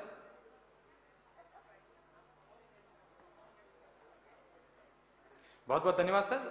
मित्रों, हमारे संस्थान की परंपरा रही है कि हर वर्ष स्थापना दिवस के समारोह में हम हमारे संस्थान के उन तकनीकी, प्रशासनिक एवं सपोर्टिंग कर्मचारियों को सम्मानित करते हैं जिन्होंने अथक परिश्रम एवं लगन से अपना कार्य किया है।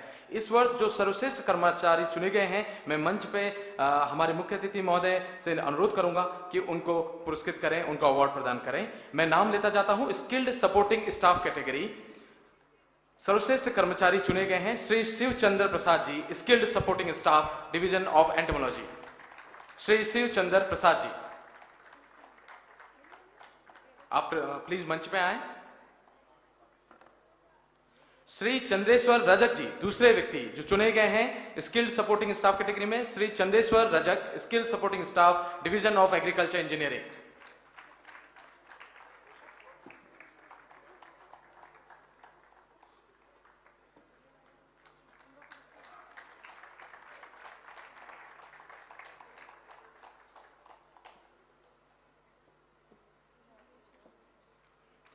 Shri Chandreshwar Rajak ji, skill supporting staff, division of agriculture engineering. तीसरे सर्वश्रेष्ठ कर्मचारी हैं Shri Basant Lal ji, skilled supporting staff, state and protocol section directorate. Shri Basant Lal ji.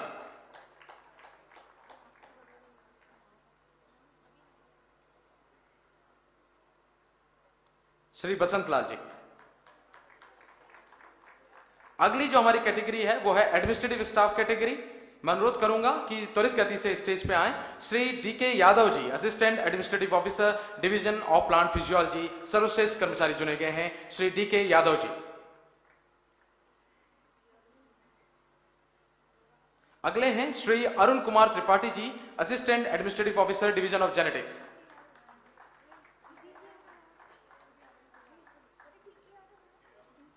DK Yadav ji, Shri DK Yadav ji का assistant administrative officer, division of plant physiology.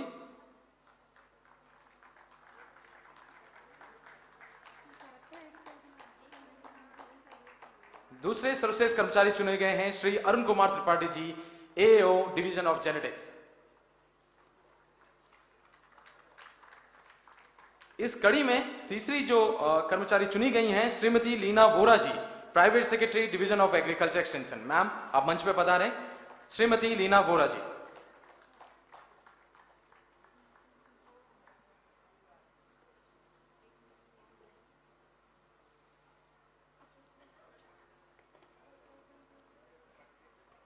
अगली कैटेगरी जो हमारी है वो है टेक्निकल स्टाफ कैटेगरी। उसमें सर्वश्रेष्ठ कर्मचारी चुने गए हैं Shri Sandeep Kumar ji, technical officer, seed production unit. Shri Sandeep Kumar जी।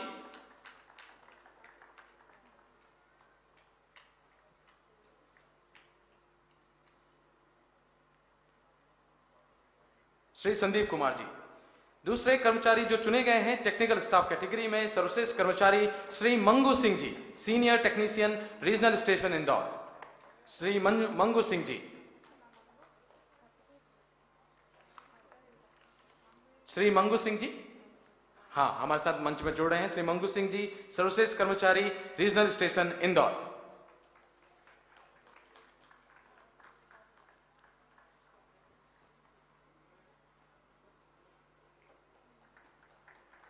मित्रों, इस कड़ी में जो आखिरी प्रशस्ति पत्र है वो आपको जैसा कि विदित है कि 15 अगस्त 2020 को हमारे संस्थान का नवोन्मेषी मॉडल पूसा समाचार लॉन्च हुआ था। यह हर शनिवार 7 बजे IARI ऑफिशियल यूट्यूब चैनल में आता है। 33,000 सब्सक्राइबर, 1 मिलियन व्यूअरशिप ये प्राप्त कर चुका है। आज स्थापना दिवस समारोह में पूसा समाचार कोर टीम को भी प्रशस्ति पत्र दिया जा रहा है। मैं एक एक करके इस कोर टीम के नाम लेता हूं, वो मंच पे हमारे साथ जुड़े और मुख्य अतिथि से प्रशस्ति पत्र प्राप्त करें। Doctor R Roy Burman sir, ADG agricultural extension. Doctor Anjali Anand, doctor Ananta Vashishtha, doctor Gyan P Mishra, doctor Vishal Somvanshi, doctor Brajesh Mehra, doctor Vipin Kumar, doctor Seema Sangwan, doctor Subhashree Sahu, doctor Praveen Kumar Upadhyay, doctor Sunita Yadav ji. सभी मंच पे एक साथ आ जाएं और अपना प्रशस्ति पत्र मुख्य अतिथि से प्राप्त करें।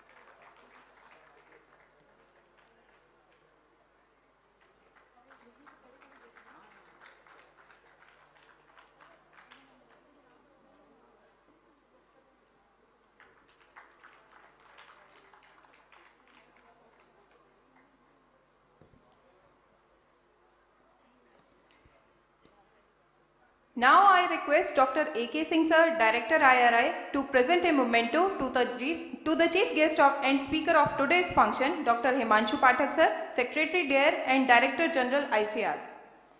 Let's have a big round of applause.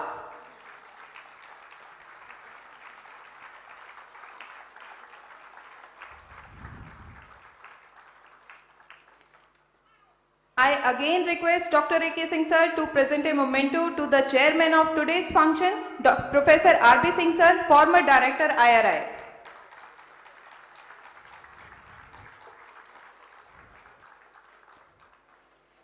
Now I would request Dr. A.K. Singh sir to present a memento to the Dr. H.S. Gupta sir, former Director IRI.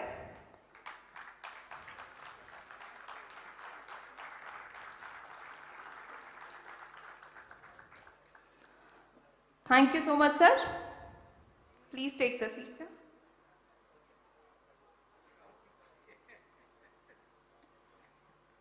Vote of thanks, sir.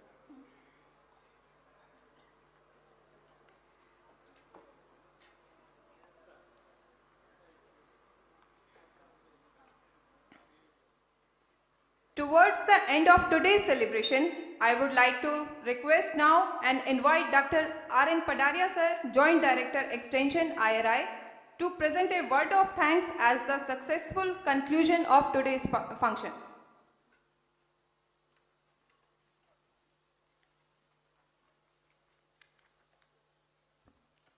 Honorable Chief Guest, Secretary DARE and DG ICR, Dr. Himanshu Pathak sir, Distinguished Chairperson, Professor R.V. Singh sir, former Chairman ASRV, former Director IRI, Dr. H.S. Gupta sir, Guest of Honor, respected Director IRI, Dr. A.K. Singh sir, and dignitaries present in the hall, Honorable DDG Education, Dr. R.C. Agarwal sir, former Dean, Dr. H.S. Gaur sir, former Joint Director Extension, Dr. P.N. Mathur sir, Academic Council Member, Dr. V.V. Sadamate sir, our Joint Director Research, Joint Director Education, Joint Director Administration, Senior Comptroller, Project Director WTC, students, heads, professors, farmers, ladies and gentlemen. This is really a very auspicious occasion that for a week long we were celebrating our Foundation Day. And really, as inspired by the dignitaries here, we have been charged up once again to treat the new path for 2023-24 with new force, new zeal. And in this regard, the scintillating lecture given by our Secretary DARE and DG ICR, Dr. Himanshu Pathak sir, it's really inspiring. Not only the new challenges, but new pathways he also suggested, and the new directives and initiatives of ICR ultimately it's come down to new initiatives for IRI too. So we have to gear up and strive hard to achieve the targets set by him for future agriculture during Amrit Kal. Sir, for your gracious presence, we are thankful to you. You are here, और हम लोग बहुत हार्दिक प्रसन्नता हुई कि आप हम लोग के बीच में आए. और what is the most important lesson I could learn when we were meeting the people to invite them? They did not take even a minute to agree and to consent to the given by our Honorable Director sir. So everyone agreed within a minute to join this program.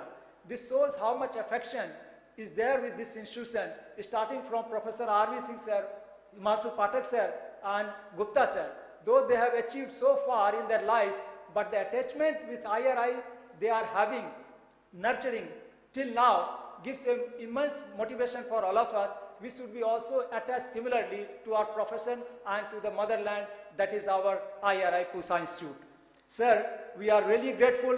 Our Honorable Chairperson, Professor R.B. Singh sir, you referred about the days of 1996, that was 9th February 1996 during the convocation. When you charged us, I was one of the recipients of the PhD degree during that torrential rain, and the powerful speech you gave, and down 23 today, there is no difference in the voice tone or the energy, everything is same, sir. May God provide you the immense help in the future course, so that we are always blessed with your presence in our in our auditorium and in the campus too. And Dr. Achas Gupta sir, he has been so meticulously seeing the growth of IRI. Every minute he is thinking about how the new changes can happen in IRI. During his tenure as director, he's charged up everything. But even today he was thinking how IRI can grow faster. So your rational approach is really inspiring for all of us, sir. For your graceful presence, we are very thankful to you. Our director, sir, has been striving so hard to take our institution to newer glory. So every minute he is seeing how best we can perform better and showcase the presentations of IRI among the different stakeholders. Not only the Bill Gates, among the farmers also. Bill Gates was impressed with the kind of science we are doing, but our farmers, they witnessed what kinds of varieties they have performed. The immense queue we had during the Pusa Krishi Vigyan Mela, it was unprecedented. Till 11 o'clock in the night he was there to serve to the farmers to provide the seeds. और इसी कारण आज हमारे बीच बहुत हमारे किसान भाई आए हैं. बहुत सारे किसान आना चाहते थे, लेकिन हम लोग का ऑडिटोरियम छोटा है सर, हम लोग अभी उन लोग शामिल नहीं कर सकते थे और वर्षा का भी पूर्वानुमान था. लेकिन आगे भविष्य में इस तरह के जो कार्यक्रम होंगे और किसानों को हम लोग सम्मिलित करेंगे ताकि इससे हम लोग सफल हो सके. और इस बीच में जो उपस्थिति हुई है हमारे honourable DDG education doctor RC Agrawal ji का, डॉक्टर एचएस गौर जी का, doctor BS Dwivedi ji, he has been head of department of soil science IRI, अपूसा STPR मीटर आपका सर बहुत पॉपुलर है. I am being a member of IARI, you could find time to be here. Doctor PN Mathur sir, doctor Sadamate sir, आप लोग का बहुत बहुत आभार प्रकट करते हैं कि आप लोग यहाँ आए. और साथ ही मैं उन स्कूल के प्रिंसिपल्स और उनके टीचर को मैं धन्यवाद देना चाहूँगा कि उन्होंने अपने बच्चों को यहाँ सप्ताह दिन आने दिया और इन लोगों ने कंपटीशन में पार्टिसिपेट किया और एक नई ऊर्जा से और कृषि के साथ उनका जुड़ा हुआ. और कई स्कूल्स के प्रिंसिपल से टीचर के फोन आ रहे हैं कि कैसे हम श्री अन्ना के बारे में किसानों के साथ साथ अपने बच्चों को भी प्रेरित कर सकें, उसके लिए कोई एक्सपर्ट का नाम बताएं ताकि स्कूल में भाषण दे सकें. तो कई इस सीरीज से जुड़ाव होता है कि कैसे हमारा विज्ञान नवीन ऊर्जा के साथ छोटे छोटे बच्चों के पास भी पहुंच सके.